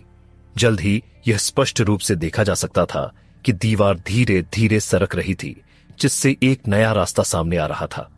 यह वास्तव में आगे जाने के लिए एक रास्ता है। इस नजारे को देखकर मयंक वजाज ने हैरानी के साथ कहा, क्या आप ठीक है? वारिस दीवान ने राजेंद्र सिंह की ओर देखा, जिसकी सांसें थोड़ी फूली हुई थी, और कहा, अभी अभी मेटल के जेंट्स के साथ लड़ाई में उसने बहुत सारी पावर भी खर्च की थी। ठीक है, चलो आगे बढ़ते हैं। राजेंद्र सिंह ने अपनी आंखों के सामने उभरी नई सड़क को देखते हुए अपना सिर हिलाया। उसकी आंखों में एक उग्र भाव था। उसके पास एक पर्पल गोल्ड स्किल कार्ड था, तो अगर वे आगे चलते रहे तो हो सकता है आगे कुछ बेहतर होगा। बाकी वॉरियर्स के मन में भी यही विचार आया और वे सभी नए चौड़े रास्ते की ओर चल पड़े। यह रास्ता बहुत लंबा था और ऐसा लग रहा था कि इसका कोई अंत नजर नहीं आ रहा है। ध्यान से हमारे पीछे पीछे आओ। इस रास्ता पर चलते हुए वारिस दीवान ने चारों ओर देखा और वॉरियर्स को याद दिलाया, क्योंकि इस रास्ता में कोई नहीं जानता था कि अचानक कुछ प्रकट हो जाएगा। आखिरकार उन्हें अभी अभी खतरे का अनुभव हुआ था, लेकिन अगर वे पीछे चलते रहे तो अच्छा सामान होने पर भी कोई दूसरा ले लेगा। ऐसे बहुत से लोग थे जो आगे चलकर मौत से नहीं डरते थे। चमकदार पर्पल स्टोन का हथियार। रास्ता के सामने स्टोन की दीवारों के दोनों किनारों पर इस समय बहुत सारे हथियार देखे जा सकते थे। ऋतिक ने जब इन लोगों की चीखें सुनी तो वो दंग रह गया। जब ऋतिक ने पहले मार्की प्लैनेट के बारे में जानकारी दिल्ली थी, तो उसे पहले ही पता चल गया था कि पर्पल स्टोन एक बहुत ही खास मटेरियल है। इस सब्सटेंस की कठोरता सचमुच भयानक थी और इसमें एक प्रकार की विशेष पावर भी थी। यह चमकदार पर्पल स्टोन बहुत कीमती था और इस चमकदार पर्पल स्टोन से बने हथियार भी बेहद कीमती थे। जिन लोगों ने अभी अभी उन पर्पल गोल्ड स्किल कार्डों को छीना था, उन्हें सबक मिल गया था, इसलिए उन्होंने स्टोन्स को इतनी जल्दबाजी में नहीं छीना। कुछ वॉरियर्स ने देखा कि कोई इसे लेने वाला नहीं है, तो उसने आगे बढ़ने का साहस किया। आखिरकार चमकदार पर्पल स्टोन से बने इस तरह के हथियार की कीमत पर्पल गोल्डन स्किल से कम नहीं थी। लेकिन जैसे ही कुछ वॉरियर्स वहां से गुजरे, बड़ी संख्या में भयानक एनर्जी बीम्स अचानक उनके चारों ओर प्रकट हो गई, जो तुरंत इन वॉरियर्स के शरीर में एंटर कर गई। रोने चिल्लाने की आवाजें आती रहीं। मुझे पता था कि यहां एक घोटाला होना चाहिए। मयंक वजाज अपनी रीढ़ की हड्डी में ठंडक महसूस करने से अपने आप को नहीं रोक सके और फिर मन ही मन बुदबुदाया। जो वॉरियर्स स्टोन की दीवारों में जड़े हथियारों को उतारने के लिए भागे थे, उन सभी में उन भयानक एनर्जी बीम्स का प्रभाव पड़ा था। उन लोगों को अपने स्फीयर को उजागर करने का भी बिल्कुल मौका नहीं मिला था। तुम्हें यह हथियार चाहिए? ऋतिक ने स्माइल करते हुए मयंक वजाज से कहा। मैं इतनी जल्दी मरना नहीं चाहता। मयंक वजाज ने न में अपना सिर हिला दिया। वे एनर्जी बीम्स सचमुच भयानक थीं। भले ही स्फीयर एक्टिवेट हो, उन्हें नहीं पता था कि ये एनर्जी बीम्स स्फीयर को भी तोड़ पाएंगी या नहीं। हालांकि चमकदार पर्पल स्टोन का हथियार बहुत मूल्यवान था, यह हर किसी के लिए यूजफुल नहीं था। चलो आगे बढ़ना जारी रखिए। विरासत भूमि में इन चीजों के अलावा और भी बहुत कुछ होना चाहिए। राजेंद्र सिंह ने सभी से कहा। ठीक है। वारिस दीवान ने भी उसकी बातों से सहमति जताते हुए अपना सिर हिलाया। बाकी वॉरियर्स ने भी पाया कि जब तक वे उन हथियारों को नहीं छूते, तब तक उन स्टोन की दीवारों से कोई भयानक एनर्जी बीम्स नहीं निकलेंगी। कई वॉरियर्स वहां से चले गए थे और अपने रास्ते पर आगे चलते रहे, लेकिन अभी भी कई वॉरियर्स थे जो रुके हुए थे और कोशिश कर रहे थे कि इन हथियारों को कैसे हटाया जाए। आखिरकार ये सभी चमकदार पर्पल स्टोन से बने हथियार थे। उनकी कीमत बहुत ज्यादा थी। रास्ता बहुत लंबा था और 100 से ज्यादा वॉरियर्स थे जो आगे फिर भी आगे बढ़ रहे थे। इस बार बहुत ज्यादा वॉरियर्स आ रहे थे। हालांकि उनमें से बहुत से लोग मर गए थे, फिर भी वहां पर बहुत सारे थे और इन बचे हुए वॉरियर्स की ताकत बिल्कुल भी कमजोर नहीं थी। सबसे निचली रैंक 9 थी। अब हम आगे कैसे जाएंगे? काफी देर तक चलने के बाद उन्होंने पाया कि आसपास की जमीन चौड़ी हो गई थी और सामने की ओर देखने पर 10 गोल रास्ते थे। उन रास्ते का गेट बिल्कुल काला था और किसी को नहीं पता था कि अंदर क्या है। हमें किस रास्ते को चुनना चाहिए? यह अजीब लगता है। इस समय आसपास के सभी वॉरियर्स चर्चा कर रहे थे। आखिरकार पहले जो कुछ हुआ उससे गुजरने के बाद हर किसी को पहले से ही विरासत भूमि की एक निश्चित समझ थी। इस जगह पर काफी जाल थे और ये जाल बहुत घातक थे। एक दुर्घटना और कोई भी अपनी जान गंवा देगा। इसलिए उनके सामने दिखाई देने वाले 10 गोलाकार रास्तों को देखते हुए भी 100 से ज्यादा वॉरियर्स अपनी जगह से हिले नहीं थे। भाइयों, चलो ये रास्ता चुने। आखिरकार एक वॉरियर से रहा नहीं गया और उसने तीसरे चैनल की ओर इशारा किया और कहा, ठीक है, मेरा लकी अंक 3 है, यह ठीक रहेगा। यह देखकर कि 5 या 6 वॉरियर्स का समूह पहले ही तीसरे रास्ता की ओर चल चुका था, उनमें से बाकी लोग अपना धैर्य खोने लगे। मास्टर राजेंद्र, हमें कहां जाना चाहिए? वारिस दीवान ने इस समय राजेंद्र सिंह से सवाल किया।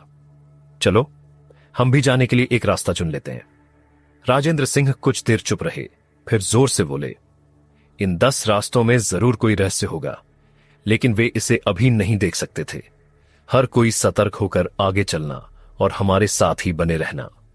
वारिस दीवान ने अपने पीछे के लोगों की ओर देखा और जोर से कहा। ऐसा लग रहा था कि वो भीड़ को 8वें रास्ते पर ले जा रहा था। हम अभी अंदर नहीं जाएंगे। लेकिन ठीक उसी वक्त ऋतिक ने जोर से कहा, क्या तुम्हें लगता है कि तुम इस जगह को जानते हो? जब राजेंद्र सिंह ने ऋतिक की बात सुनी तो उसने ठिठुरते हुए कहा। अभी राजेंद्र सिंह ऋतिक पर व्यंग्य कर ही राजा था कि अचानक एक तेज आवाज आई। वुम! अभी तीसरे रास्ते का रास्ता आग की लपटों से भरा हुआ था। जो लोग अभी भी अंदर गए थे, उनके चीखने चिल्लाने के बाद कोई और आवाज नहीं थी। वे मर गए? इसी समय एक यंग वॉरियर्स ने कांपते शरीर के साथ कहा, यह आग काफी भयावह थी। किसने सोचा होगा कि इस रास्ता में अचानक ऐसी कोई चीज प्रकट हो जाएगी? जो लोग मूल रूप से वाकई रास्ताओं पर जाना चाहते थे, जब उन्होंने यह नजारा देखा तो चौंक गए। अब किसी को आगे चलने की हिम्मत नहीं हो रही थी। राजेंद्र सिंह का हाव भाव भी इस वक्त जम गया था। ऋतिक सही कह रहा है, हम यही रुकेंगे। तीसरे चैनल में भयानक नजारे को देखकर वारिस दीवान को अपनी रीढ़ में ठंडक महसूस होने लगी और उन्होंने सभी से कहा, अगर उन्होंने एक कदम और बढ़ाया तो वे वास्तव में 8वें रास्ते में एंटर कर जाएंगे। अगर तीसरे रास्ता जैसी भयानक ज्वाला होगी तो शायद वे लोग पिघल जाएंगे। तुम लोग अंदर आओ। उसी समय एक अधेड़ उम्र का आदमी अपने बगल के कई वॉरियर्स से बात कर रहा था। मैं एंटर नहीं करूंगा, मैं पागल नहीं हूं, एक वॉरियर ने जोर से कहा। ऐसी बात अभी अभी घटी थी और जब तक वे यह नहीं समझ लेते कि इन 10 रास्ताओं में क्या होगा, तब तक वे इतनी आसानी से रास्ते पर कदम नहीं रखेंगे। ऑफर ओनेल भी अपना जीवन व्यर्थ नहीं देना चाहता। अगर तुम नहीं गए तो यही मारे जाओगे। अधेड़ उम्र के आदमी ने उसकी ओर देखा और गुस्से में कहा, एक तरफ है, जाओ। उस आदमी ने कहा, वूम। लेकिन अगले ही पल उसे एक ठंडी रोशनी की चमक दिखाई दी और उसका सिर सीधे नीचे गिर गया। सारी जमीन पर ब्लड बिखर गया। क्या तुम भी ऐसे ही मरना चाहते हो? अधेड़ उम्र का आदमी वाकई वॉरियर से बात करता रहा। यह आदमी कौन है? जब ऋतिक और दूसरी टीम के एक वॉरियर ने यह नजारा तो वो कांपने से अपने को नहीं रोक सका। यह शख्स वाकई बहुत डरावना था। अगर कोई उसकी बात नहीं मानता है तो वो उसे सीधे मार डालेगा। आसपास के सभी वॉरियर्स ने इधर उधर देखा। अभी तीसरे रास्ते में जो हुआ, उसके बाद इस 8वें रास्ते में क्या होगा, इसकी कोई गारंटी नहीं थी। प्रवेश गेट को छोड़कर रास्ता बहुत अंधेरा था। यह देखना असंभव था कि अंदर क्या हो रहा था। वे लोग कांपते हुए अंदर गए थे, लेकिन कुछ मिनट बीत गए और ऐसा लग रहा था जैसे इस रास्ता में कुछ भी नहीं हुआ था। क्या यह सही रास्ता हो सकता है? वारिस दीवान ने अपनी भव्य उठाई और फिर अपने आप से कहा वो। लेकिन जैसे ही वो बोला, आसपास की जमीन हिल गई और रास्ता से एक तेज आवाज आई। करीब से देखने पर इस रास्ता की जमीन से घनी स्टील की सुइयां उजागर हो गई थीं और उन वॉरियर्स के शरीर जो अभी अभी अंदर आए थे, वे सभी स्टील की सुइयों से घुस गए थे। उनकी मौत बेहद क्रूर थी। जब उपस्थित वॉरियर्स ने यह नजारा तो वे अपनी सांसें रोक नहीं सके। यह बहुत डरावना है। वारिस दीवान के पीछे के सभी वॉरियर्स कांप उठे।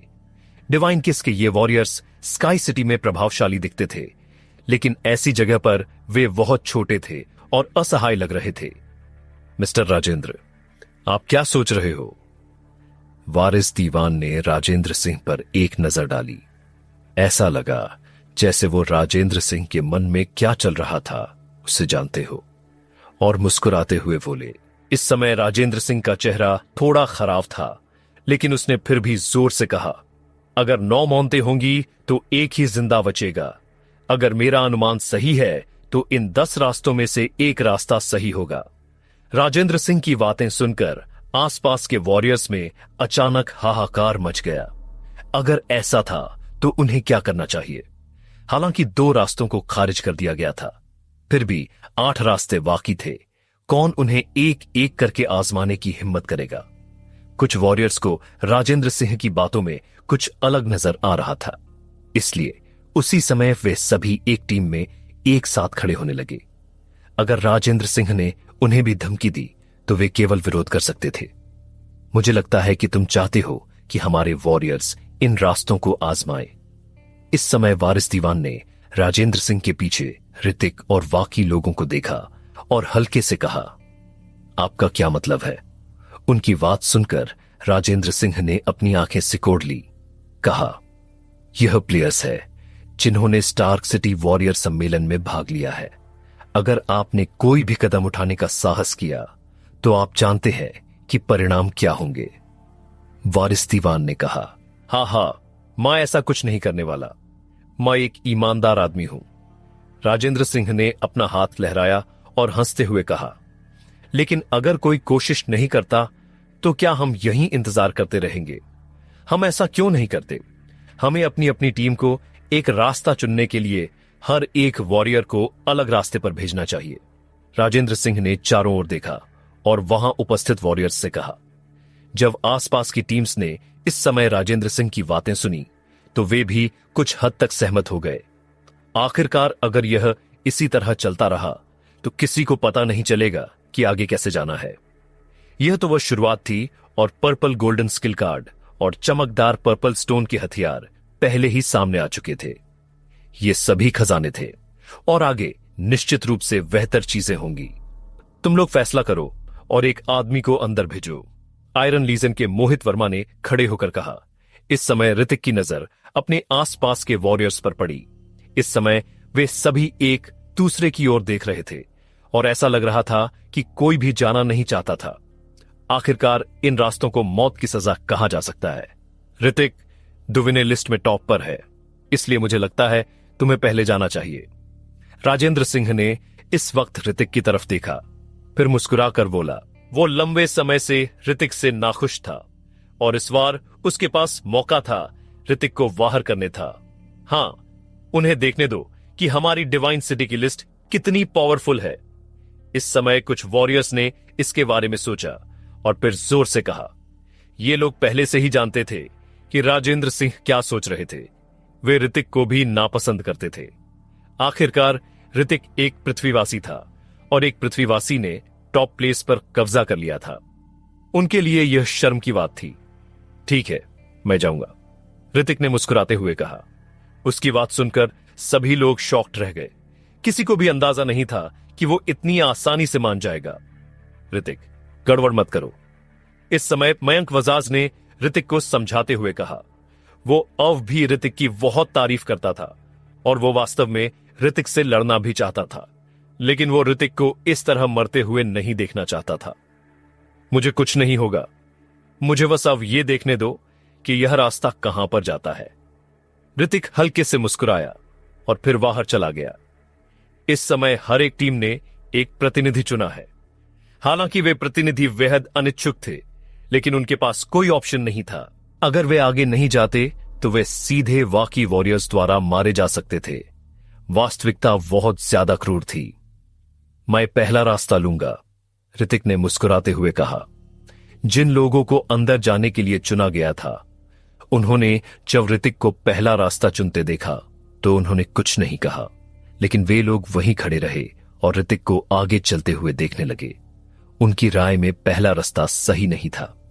इसमें कोई शक नहीं था कि ऋतिक मर जाएगा। मयंक वजाज भी घूर रहा था। हालांकि वो ऋतिक के बारे में ज्यादा नहीं जानता था, क्योंकि ऋतिक इतना मिलनसार इंसान नहीं था। उस समय तो उसने राजेंद्र सिंह को सीधे तौर पर अस्वीकार कर दिया था, तो अब क्यों सहमत हो गया? क्या उसने कुछ नोटिस किया है? ऋतिक पहले ही पहले रास्ता में चला गया था और जल्द ही उसकी आकृति अंधेरे रास्ता में गायब हो गई। मयंक वजाज ने घूर कर देखा तो पाया कि 1 मिनट तक कोई हलचल नहीं हुई थी। जाओ और देखो। वारिस दीवान ने अपने बगल में एक वॉरियर्स पर नजर डाली और कहा। वॉरियर ने अपना सिर हिलाया, फिर पहले रास्ता की ओर चला गया। वूम! लेकिन जब वो पास आया तो उसने पाया कि रास्ता से एक भयानक गहरे लाल रंग की फ्लेम निकल रही थी। वो आदमी चौंक गया और उसका शरीर तेजी से पीछे की ओर झुक गया।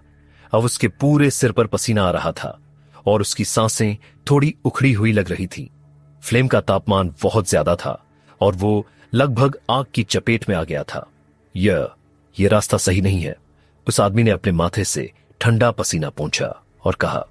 और वाकी वॉरियर जो अलग से रास्ता में एंटर करने वाले थे, उन्होंने राहत की सांस ली, क्योंकि उनके लिए अगर ऋतिक ने गलत रास्ता चुना था तो एक गलत रास्ता कम हो गया था। वो मर गया।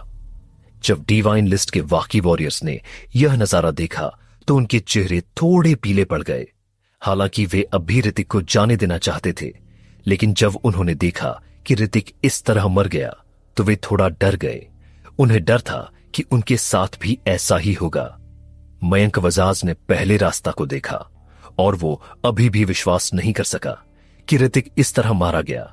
लेकिन उस भयानक ज्वाला में भले ही कोई वॉरियर एक स्फीयर खोल दे, फिर भी वो भयानक तापमान वॉरियर को पिघला देगा। उसी समय वाकी लोग भी एक के बाद एक वाकी राइटी में एंटर कर गए। लेकिन हर रास्ता में वाकी भयानक चीजें थी। कुछ भयानक लाइटनिंग थी, कुछ मैग्मा थी, वगैरह वगैरह। हर एक अलग था। ये सभी क्या विनाश का रास्ता है? वारिस दीवान ने हर एक रास्ते पर मैं सभी को मरते हुए देखकर आईब्रोज छड़ा ली। असंभव। राजेंद्र सिंह का चेहरा भी इस समय दंग रह गया था। तार्किक रूप से कहे तो इन खतरा से बचे रहने का कोई तरीका होना चाहिए, लेकिन करंट स्थिति यह थी कि सभी रास्ते विनाशकारी थे। आसपास के सभी वॉरियर्स चुप हो गए। कई वॉरियर्स पहले से ही इस जगह को छोड़कर चमकदार पर्पल स्टोन के हथियार लेने के लिए वापस जाना चाहते थे। ऑफर ओनेल, इस जगह से गुजरने का कोई रास्ता नहीं था। मुझे पता है सही रास्ता कौन सा है। उसी समय राजेंद्र सिंह के एक्सप्रेशन अचानक से बदल गए, जैसे उसे कुछ एहसास हुआ हो। हमें उस लड़के ने धोखा दिया है। गॉड पनिशमेंट गिल्ड, आओ। राजेंद्र सिंह दीवान जोर से चिल्लाया, फिर सीधे पहले रास्ता पर चला गया। आसपास के वॉरियर्स अभी भी उसी जगह पर खड़े थे और उन्हें समझ नहीं आ रहा था कि क्या हो रहा है। गॉड पनिशमेंट गिल्ड का लीडर पहले से ही सीधे अंदर जा चुका था और उसकी गिल्ड के वाकी लोग डरे हुए नहीं थे और वे राजेंद्र सिंह का अनुसरण कर रहे थे। ऐसा लगता है कि वे अभी भी धोखा खा रहे हैं। उसी समय ऋतिक पहले ही इस रास्ता से सामने की ओर चल चुका था। सुपर आई वास्तव में यू सेटल थी। ऋतिक को आसानी से पता चल गया कि पहला रास्ता सही रास्ता था। बूढ़ा राजेंद्र ऋतिक को मारना चाहता था, फिर भी शायद उसे उम्मीद नहीं थी कि वो ऋतिक को मौका दे रहा है। हालांकि यह रास्ता बहुत लंबा था। इस समय ऋतिक आगे बढ़ता रहा, लेकिन फिर भी वो अंत तक पहुंचते नहीं दिख रहा था। हुश हुश! लेकिन उसी समय ऋतिक, जिसके कान अच्छे थे, उसे इस रास्ता से आने वाली आवाज अस्पष्ट रूप से सुनाई दे रही थी। बिना किसी हिचकिचाहट के ऋतिक ने सीधे अपना स्फीयर खोल दिया। Dang dang. अगले ही पल बड़ी संख्या में स्टील की सुइयां सामने से उड़ी और सभी ने ऋतिक के स्फीयर को हिट किया। पावरफुल प्रभाव ने ऋतिक के कदम पीछे हटने पर मजबूर कर दिए, लेकिन स्फीयर ने फिर भी इन स्टील सुइयों का विरोध कर दिया था। आगे बढ़ते रहने पर समय समय पर इस रास्ता में आग की लपटें, लावा और अलग अलग खतरे सामने आते थे। ऋतिक ने पूरी प्रोसेस के दौरान सुपर आई का इस्तेमाल किया था और सभी जाल नष्ट कर दिए गए थे। कुछ देर बाद आखिरकार ऋतिक को सामने एक चकाचौंध रोशनी नजर आई। क्या यह कोई निकास है? सामने रोशनी देखकर ऋतिक की आंखें चमक उठीं। उन लोगों को अब तक होश में आ जाना चाहिए था और ऋतिक को जल्दी करना चाहिए थी और सबसे पहले सामने आना चाहिए। अगर वास्तव में कुछ अच्छा होगा तो वो उसे सीधे हासिल सकता था। ऐसा लगता है कि हमारा अनुमान सही था। यह बच्चा लंबे समय से जानता है कि यही सही तरीका है। राजेंद्र सिंह इस समय पीछे चल रहा था। उसने जमीन पर नष्ट हुए अंगों को देखते हुए ठंडे स्वर में कहा। वारिस दीवान और बाकी लोग तेजी से पीछे पीछे चले और गलियारे में एंटर कर गए। अब राजेंद्र सिंह का चेहरा इतना उदास था मानो किसी बंदर का होता है। उसे उम्मीद नहीं थी कि ऋतिक उसे धोखा देगा। मयंक वजाज हैरान था, लेकिन अब उसे आखिरकार पता चल गया कि ऋतिक इतना निश्चिंत क्यों था। लेकिन अगर ऋतिक ने ऐसा किया तो क्या उसे यह डर नहीं होगा कि ये लोग बाद में उससे निपटेंगे? अरे, क्या यह मेन हॉल है? इस रास्ता से बाहर निकलने के बाद ऋतिक को अचानक हॉल के अंदर बेहद चमक दिखाई दी। गोल्डन कॉइन्स स्पर और अलग अलग स्किल्स की चारों ओर पहाड़ियों की तरह ढेर लगे हुए थे। यह देखकर ऋतिक हैरान हुए बिना नहीं रह सका। इस किंग वॉरियर के पास बहुत सारी संपत्ति थी। हॉल के बीच में एक कंकाल था और कंकाल ने अभी भी एक क्रिस्टल वॉटल सूट पहना हुआ था। हालांकि यह सिर्फ एक कंकाल था, ऋतिक को इस कंकाल से भयानक आभा का एहसास हुआ। भले ही वो मर गया हो, फिर भी उसमें इतनी महान पावर थी। ऋतिक ने अपने आसपास के पहाड़ों की ओर नहीं देखा, बल्कि हॉल के बीच में चला गया। उसे नहीं पता था कि यह हॉल किस चीज से बना है, लेकिन यह बिल्कुल साफ दिखता था। जैसे ही ऋतिक ऊपर चला, उसे लगा कि उसके चारों ओर एक असामान्य रूप से स्ट्रॉन्ग एनर्जी इकट्ठा हो रही है। अज्ञात मटेरियल्स से बनी इस स्टोन की सीढ़ी पर कदम रखते हुए ऋतिक को ऐसा लगा जैसे उसने कुछ सोचा हो। क्या ये सभी जीन क्रिस्टल से बने हैं? ऋतिक ने आगे बढ़कर स्टोन की सीढ़ी को छुआ और फिर उसे पावर की एक पावरफुल लहर महसूस होने लगी। उस वॉरियर ने ऐसा कैसे किया होगा? ऋतिक की आंखें सदमे से भरी थीं। ऋतिक ने बिल्कुल भी संकोच नहीं किया और तुरंत कल्टीवेशन टेक्निक शुरू कर दी। इस समय सोर्स पावर की एक स्थिर धारा ऋतिक के शरीर की ओर तेजी से दौड़ी और जल्द ही ऋतिक का शरीर राय सोर्स पावर से भरा हुआ महसूस हुआ। इस महल की सारी एनर्जी को अवसोफ करने के लिए बस इतना सा समय काफी नहीं था, लेकिन अब उन लोगों को रिएक्शन देनी चाहिए थी और उसके पास तक पहुंच जाना चाहिए था। वो अब इस तरह सोर्स पावर को अवसोर्व नहीं कर सकता था। हालांकि ऋतिक को थोड़ा दुख हुआ, फिर भी वो साधना की स्थिति से उबर गया। वो हॉल के बीच की ओर चला गया। करीब से देखने पर ऋतिक को यह देखकर सरप्राइज हुआ कि हॉल के बीच में बैठा यह कंकाल आम लोगों की हड्डियों से अलग था और जेड में बदल गया था। उसने जो वेटल की वर्दी पहनी हुई थी वो साधारण नहीं थी और उसने अपने हाथ की हड्डी पर एक लंबी स्वॉर्ड पकड़ रखी थी। हालांकि लंबी स्वॉर्ड पर धूल लगी थी, लेकिन ऋतिक को स्पष्ट रूप से महसूस हो रहा था कि लिंक स्वॉर्ड भी एक दिव्य हथियार थी। क्या यह आखिरी खजाना है? ऋतिक थोड़ा निराश हुआ। यह लंबी स्वॉर्ड उसके लिए उपयुक्त नहीं थी और ऋतिक को कोई बैटल सूट भी नहीं चाहिए था। जीन क्रिस्टल से बने इस महल के अलावा ऋतिक इसकी पावर को अब्सॉर्व करना चाहता था। यहां देखने के लिए और कुछ नहीं था। क्या तुम मेरे उत्तराधिकारी हो? लेकिन ठीक इसी वक्त इस कंकाल से एक बूढ़ी आवाज आई। यह कंकाल बोलता है। ऋतिक ने वो आवाज सुनी तो उसके चेहरे के भाव बदल गए। जिससे ही उसने ध्यान से देखा तो कंकाल की आंखों के अंदर अचानक दो नीली लपटें दिखाई देने लगी थीं। ऐसा लग रहा था मानो कंकाल ऋतिक को घूर रहा हो। मैं किंग लेवल का वॉरियर हूं, आइस एंड स्नो सिटी का किंग। मैं 300 सालों तक कल्टीवेशन करने के बाद भी सफल नहीं हो पाया और एक दिन मारा गया। मेरे पास आइस एंड एस्नो की स्किल है और मां इसे यहां आने वाले किसी भी इंसान को दे सकता हूं। कंकाल से आवाज आई और ऋतिक हैरान रह गया। यह कंकाल बात कर सकता है। यह तुम्हें विरासत में मिला है। कंकाल ने धीरे से अपना हाथ उठाया और ऋतिक की ओर बढ़ा। इसका क्या मतलब है? जब ऋतिक ने देखा कि क्या हो रहा है तो वो पूछने से खुद को नहीं रोक सका। उसने कभी नहीं देखा था कि विरासत कैसे होती है। ऋतिक को धरती पर इन चीजों के बारे में कभी कोई जानकारी नहीं थी। यही कारण है कि वो अभी भी यह देखकर थोड़ा कंफ्यूज था कि क्या हो रहा था। जिस चीज की अब उसके पास सबसे ज्यादा कमी थी वो एक स्ट्रॉन्ग वॉरियर स्किल थी। उसकी ताकत बढ़ने के साथ उसके पास जो स्किल्स पहले थी वे अभी भी स्ट्रॉन्ग थी क्योंकि उसकी पावर बढ़ गई थी, लेकिन यह अभी भी काड़ी नहीं थी। यह तुम्हें विरासत में मिला है। हालांकि कंकाल वही शब्द दोहराता रहा और वो कुछ और नहीं कह रहा था। ऋतिक ने इस बारे में ध्यान से सोचा और सोचा कि कोई खतरा नहीं होगा। उसने अपना दाहिना हाथ आगे बढ़ाया और कंकाल को टच करने लगा। उसके टच करते ही पूरा महल तेज रोशनी से जगमगा उठा। रोशनी इतनी तेज थी कि ऋतिक को अपनी आंखें बंद करनी पड़ी। अचानक नीले रंग की एनर्जी का एक बड़ा गोला ऋतिक की ओर आया। जल्द ही एनर्जी कलेक्ट हो गई और एक मानव आकृति में बन गई। यह बिल्कुल इंसान जैसा दिखता था। हा हा हा हा हा, आखिरकार यहां कोई है। पूरे हॉल में एक तेज आवाज गूंजी।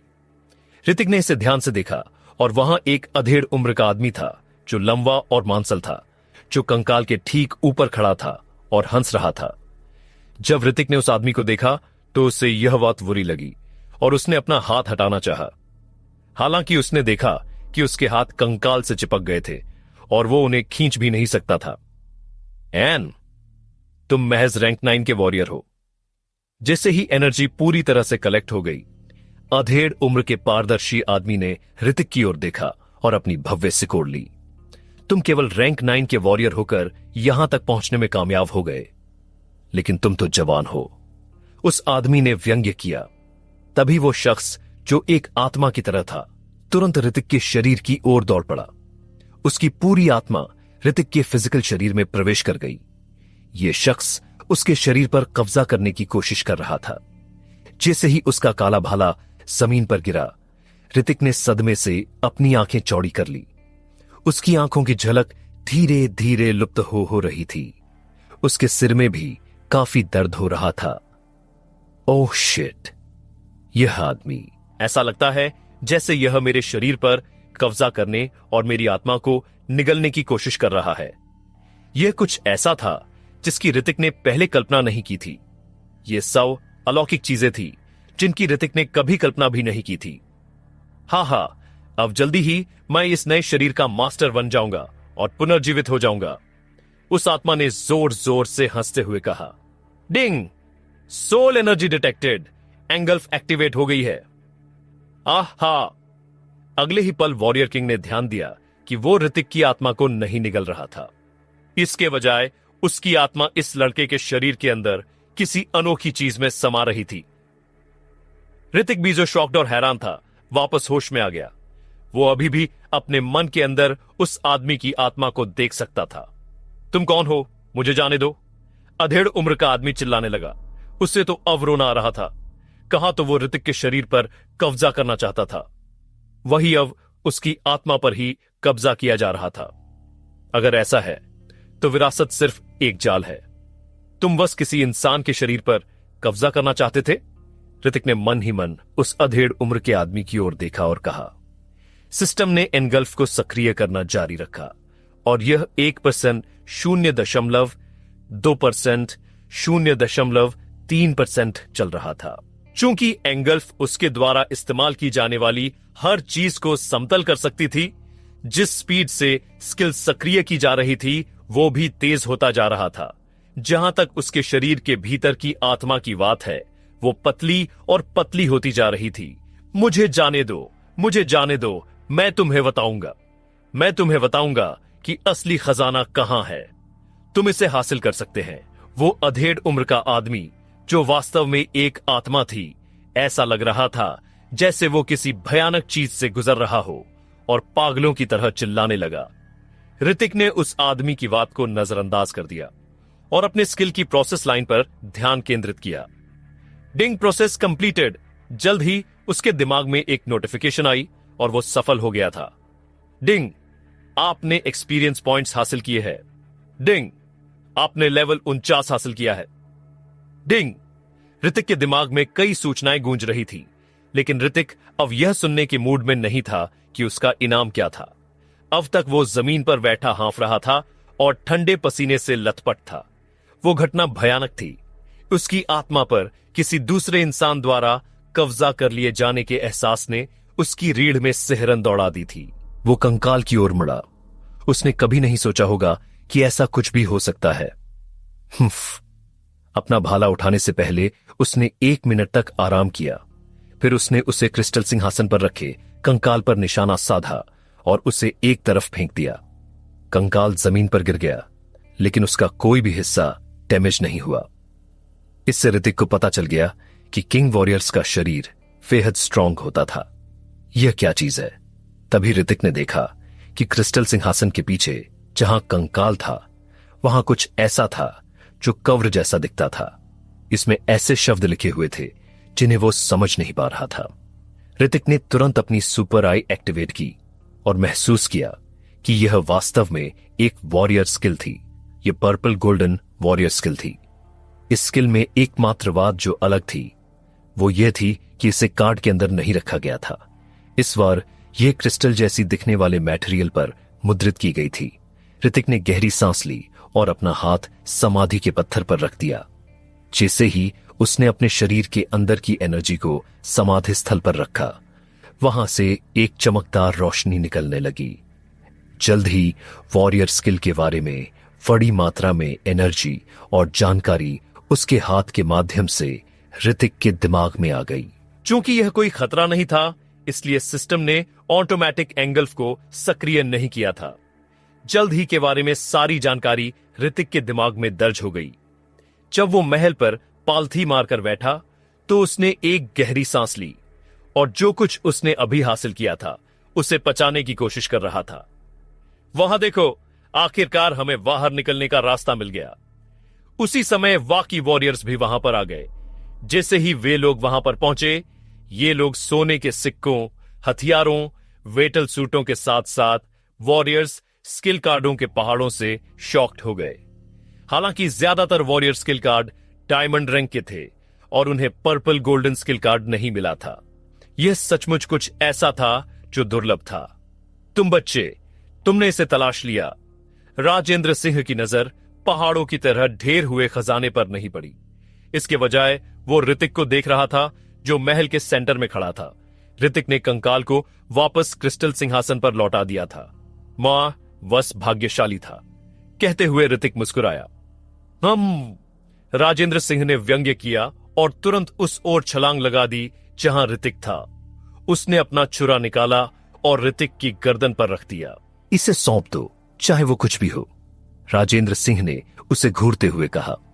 ऋतिक उनसे काफी पहले आ गया था और संभव था कि उसने पहले से ही अपने लिए कुछ ले लिया हो। मैंने अभी तक कुछ भी नहीं लिया है और तुम सभी पहले से ही यहां हो, ऋतिक ने व्यवसी से कहा। तुम्हें पता है कि मुझसे झूठ बोलने का क्या परिणाम होता है? राजेंद्र सिंह ने ऋतिक को चेतावनी देते हुए उसकी आंखों में देखा। हालांकि ऋतिक की आंखों में अब कोई भावनाएं नहीं थीं और राजेंद्र सिंह की त्योरियां चढ़ गईं। ठीक है, ऋतिक की गर्दन से खंजर हटाने से पहले राजेंद्र सिंह ने व्यंग्य किया। फिर वो महल की ओर चल दिया। राजेंद्र, क्या तुम विरासत के पीछे जा रहे हो? उसी समय एक और अधेड़ उम्र का आदमी था जो महल की ओर आ गया। कमल थापा, क्या तुम आयरन गिल्ड और गॉड पनिशमेंट गिल्ड के खिलाफ लड़ने जा रहे हो? राजेंद्र सिंह ने सामने विशाल आदमी की ओर देखा और पूछा। हंटर गिल्ड भी विरासत चाहती है। जैसे ही वे दोनों इस पर बहस करने लगे, वाकी वॉरियर्स भी उनकी ओर दौड़ पड़े। जब उन्होंने महल के सेंटर में क्रिस्टल सिंहासन पर कंकाल देखा तो उन्हें तुरंत पता चल गया था कि यह किंग वॉरियर का कंकाल है। यह संभव हो सकता है कि विरासत यही होगी। ऐसा लगता है कि हमें इसके लिए लड़ना होगा। राजेंद्र सिंह ने अपना खंजर पकड़ लिया और आंखों में बुरी नजर डालते हुए कहा, किंग वॉरियर्स की विरासत उनके जैसे मास्टर वॉरियर्स के लिए बेहद इंपॉर्टेंट थी। साथ ही यह इतिहास का सबसे अच्छा वॉरियर्स किंग था, और जब वो जीवित था तो वो भयानक रूप से पावरफुल था। तुमने सचमुच कुछ नहीं लिया? जब वारिस दीवान ने ऋतिक को देखा जो उनकी ओर बढ़ रहा था, तो उन्होंने उससे सवाल किया। ऋतिक यहां पहले आया था और उसे कुछ नहीं मिला। उससे कुछ संदेह महसूस हो रहा था। अगर मैंने यहां से कुछ लिया है और उसे दिया नहीं है, तो क्या आपको लगता है कि मेरे लिए अभी भी जीवित रहना संभव है? ऋतिक ने सपाट जवाब दिया। वारिस दीवान ने व्यंग्य किया और कुछ नहीं कहा। उन्हें ऋतिक पर विश्वास था, क्योंकि अगर ऋतिक को अंदर से कुछ भी मिलता तो राजेंद्र सिंह उसे नोटिस कर लेता। चूंकि हम यहां हैं, इसलिए इसमें से कुछ अपने साथ ले जाओ ताकि हम इस सफर को बर्बाद न करें। वारिस दीवान ने अपने आसपास के खजानों को देखा और बाकी वॉरियर्स से कहा। उनमें से बहुत से लोग विरासत के पीछे जा रहे थे और वे अभी भी अंदर ही अंदर लड़ रहे थे। यही वजह थी कि उनमें से किसी ने भी करीब जाने की हिम्मत नहीं की। जो चीजें इसके बाहर थीं, वे भी कीमती थी, और उनमें से ज्यादातर वॉरियर्स इससे काफी एक्साइटेड थे। जब बाकी सभी लोग जो पाना चाहते थे उसे चुनना शुरू कर दिया, तो मयंक वजाज ऋतिक की ओर आया और कहा, तुमने मुझसे भी झूठ बोला। मैंने झूठ नहीं बोला था, ऋतिक ने स्माइल करते हुए कहा। ईमानदारी से बताओ, क्या तुम्हें विरासत मिली? मयंक वजाज को अचानक यह ख्याल आया। ऋतिक से धीमी आवाज में पूछने से पहले उसने चारों ओर नजर दौड़ाई और सवाल किया, क्या विरासत इतनी महान है? ऋतिक स्माइल करने लगा और उन वॉरियर्स की ओर इशारा किया जो अभी भी महल में लड़ रहे थे। ये लोग मास्टर वॉरियर्स हैं। ये लोग ऐसे नहीं हैं जिनसे मैं विरासत के लिए लड़ सकता हूं, ऋतिक ने कहा। दिखावा करना बंद करो और हम दोस्त हैं, और तुम मुझे सच बता सकते हो, मयंक वजाज ने ऋतिक से कहा। उसकी चीजों को देखने की पावर बहुत स्ट्रांग थी, और वो अब साफ साफ महसूस कर सकता था कि ऋतिक में छोटे मोटे बदलाव हुए थे। ये इतना मामूली था कि अगर वो ऋतिक पर ज्यादा ध्यान नहीं देता तो कोई भी इसका पता नहीं लगा पाता। उसे कुछ तो मिला था। रहने भी दो, अगर तुम कुछ नहीं चुन रहे हो तो भाई मुझे चुनने दो। मुझे एक वेस्ट स्किल की जरूरत है। जैसे ही ऋतिक ने मयंक वजाज से यह कहा, वो उन स्किल कार्ड्स के ढेर की ओर चला गया जो छोटे पहाड़ों की तरह कलेक्ट हुए थे। झूठा कहीं का।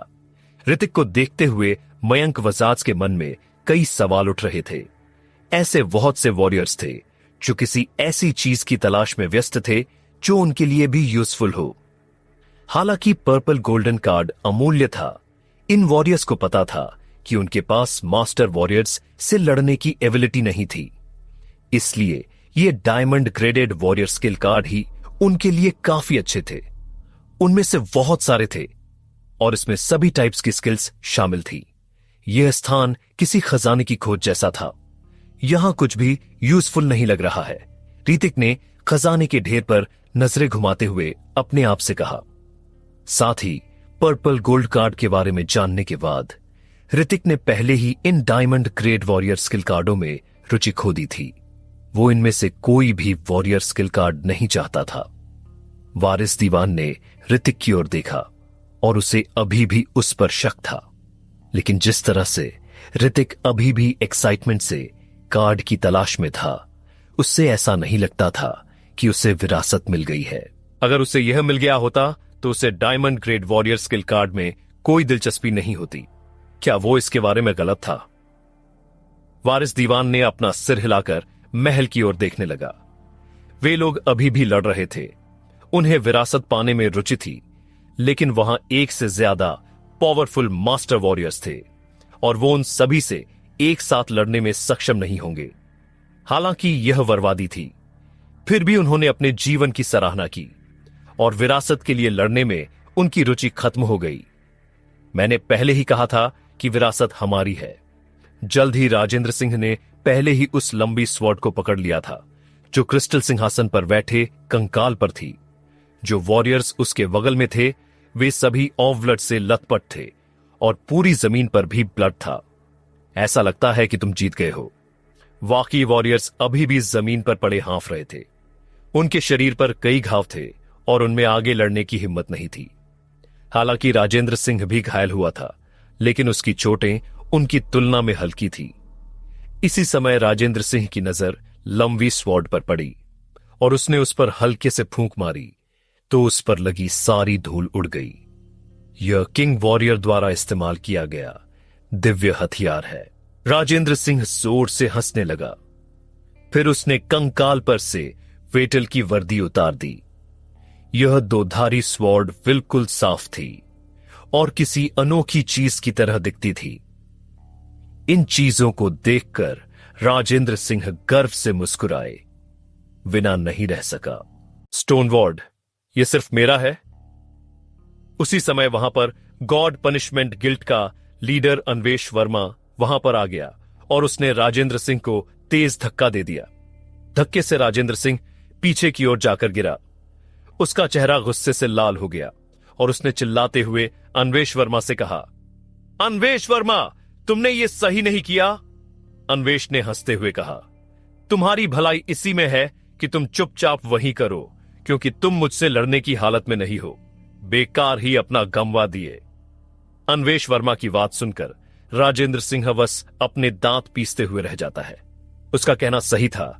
वो इस समय अपनी सारी एनर्जी खर्च कर चुका था और अब वो उसका सामना नहीं कर सकता था। वो अपनी जगह से उठा और गुस्से में वहां से अपनी टीम के पास आ गया।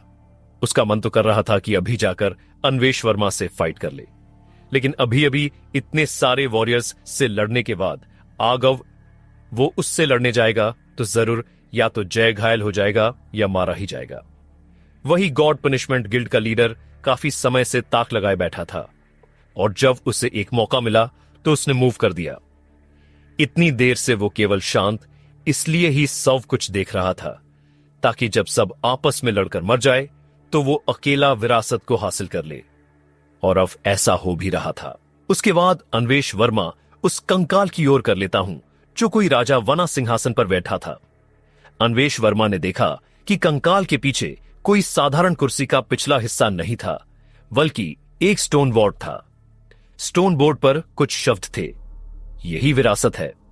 अन्वेष वर्मा ने अपनी आंखों में उग्रता भरी नजरों से स्टील की ओर देखा और अपने आप कहा, और वाकी वॉरियर्स जो अभी अभी घायल हुए थे इस ओर ताक रहे थे। हालांकि उन्होंने अभी हार मान ली थी, लेकिन अब वे यह देखने के लिए मौके की तलाश में है कि क्या अन्वेष वर्मा अपनी खामियां उजागर करेगा। जब उन्हें मौका मिलेगा तो वे उस पर हमला कर देंगे। वूम वूम वूम। लेकिन उसी पल सारी जमीन जोरों से हिलने लगी। यहां भूकंप क्यों आ रहा है? उसी समय कुछ वॉरियर्स सरप्राइज से कहने लगे, वूम। महल के खंभे भी जोरों से हिलने लगे और ऐसा लगा मानो जल्द ही ढहने वाले हो। अन्वेष वर्मा को विरासत मिल गई है। यह विरासत भूमि ढहने वाली है। भागो यहां से। कुछ वॉरियर्स ने मानो कुछ सोच लिया हो और उसी समय वे तेजी से चिल्लाने लगे। इस पागलपन भरे झटकों से जमीन पर साथ ही छत के ऊपर भी दरारें दिखाई देने लगी थी और ऊपर से कुछ चट्टानें और रेत नीचे गिर रही थी। इधर अन्वेष वर्मा का तो रोना ही निकल आया। विरासत तो उसे कोई विरासत मिली ही नहीं, फिर अचानक भूकंप क्यों आ गया? अन्वेष वर्मा के पास इसके बारे में सोचने का समय नहीं था। उसने तुरंत वो वेटल वर्दी पहनी, फिर अपनी पूरी ताकत से पत्थर का बोर्ड खींच लिया। चलो चले। उसने पहले ही तय कर लिया था कि विरासत इस पत्थर के बोर्ड पर है और उसे बस इसके साथ जाने की जरूरत है। वाकी वॉरियर्स को तब दुख हुआ जब उन्होंने देखा कि पहाड़ जैसे स्किल कार्ड, सोने के सिक्के, हथियार और वेटल सूट सभी टूटी हुई जमीन पर गिरने लगे थे, लेकिन कोई रास्ता नहीं था। अब यहां जगह सिमटती नजर आ रही थी। अगर वे अभी नहीं गए तो बहुत देर हो जाएगी। इस समय बड़ी संख्या में वॉरियर्स बिना पीछे दिखे बाहर की ओर बेतहाशा भागने लगे। हर कोई जल्दी से रास्ते की ओरिजिनल दिशा में लौट आया, लेकिन झटके अभी भी बंद नहीं हुए थे। इस समय चट्टाने गिरने से सभी 10 रास्ते ब्लॉक हो गए। वूम वूम वूम। और उसी समय सिर के ऊपर से बड़ी संख्या में चट्टाने नीचे गिरने लगी। अब इन वॉरियर्स को कुछ नहीं चाहिए था, वे बस जल्दी से यह जगह छोड़ना चाहते थे। तुम कहां जा रहे हो? अन्वेष वर्मा ने भारी पत्थर का बोर्ड पकड़ रखा था और वो पहले से थोड़ा घायल था, इसलिए उसकी गति थोड़ी धीमी लग रही थी। जब वो सामने की ओर भागने वाला था तभी एक आवाज आई, क्या मरना चाहते हो? अन्वेष वर्मा ने सामने की ओर देखा तो उसे तुरंत ऋतिक का हुलिया नजर आया। यहां सामने आए ऋतिक को देखकर अन्वेष वर्मा का चेहरा अचानक बेरहम हो गया था। एक रैंक 9 के लड़के ने उसे उकसाने की हिम्मत की थी। यह मत सोचो कि सिर्फ इसलिए कि यह जगह ढहने वाली है मैं तुम्हें मारने की हिम्मत नहीं करूंगा, अन्वेष वर्मा ने गुस्से के साथ कहा। नहीं, तुम्हारे पास मुझे मारने का कोई मौका नहीं है। ऋतिक ने अपना सिर हिलाया, फिर उसकी आंखें गंभीर हो गई और उसके हाथ में मौजूद डार्क एज भाला तुरंत गहरा लाल हो गया और भाले के शरीर पर हल्की फ्लेम थी। इस समय आसपास के सभी वॉरियर्स भागने की जल्दी में थे और किसी ने ध्यान नहीं दिया कि यहां क्या हो रहा है। गिरते हुए विशाल पत्थरों ने अन्वेष वर्मा की टीम के उन वॉरियर्स की नजरों को भी ब्लॉक कर दिया था। फिर नरक में जाओ। अन्वेष वर्मा के चेहरे पर एक क्रूर भाव प्रकट हुआ। फिर उसने पत्थर का बोर्ड और 2-धारी स्वॉर्ड नीचे गिरा दी और अपनी स्वॉर्ड पकड़कर ऋतिक की ओर दौड़ पड़ा।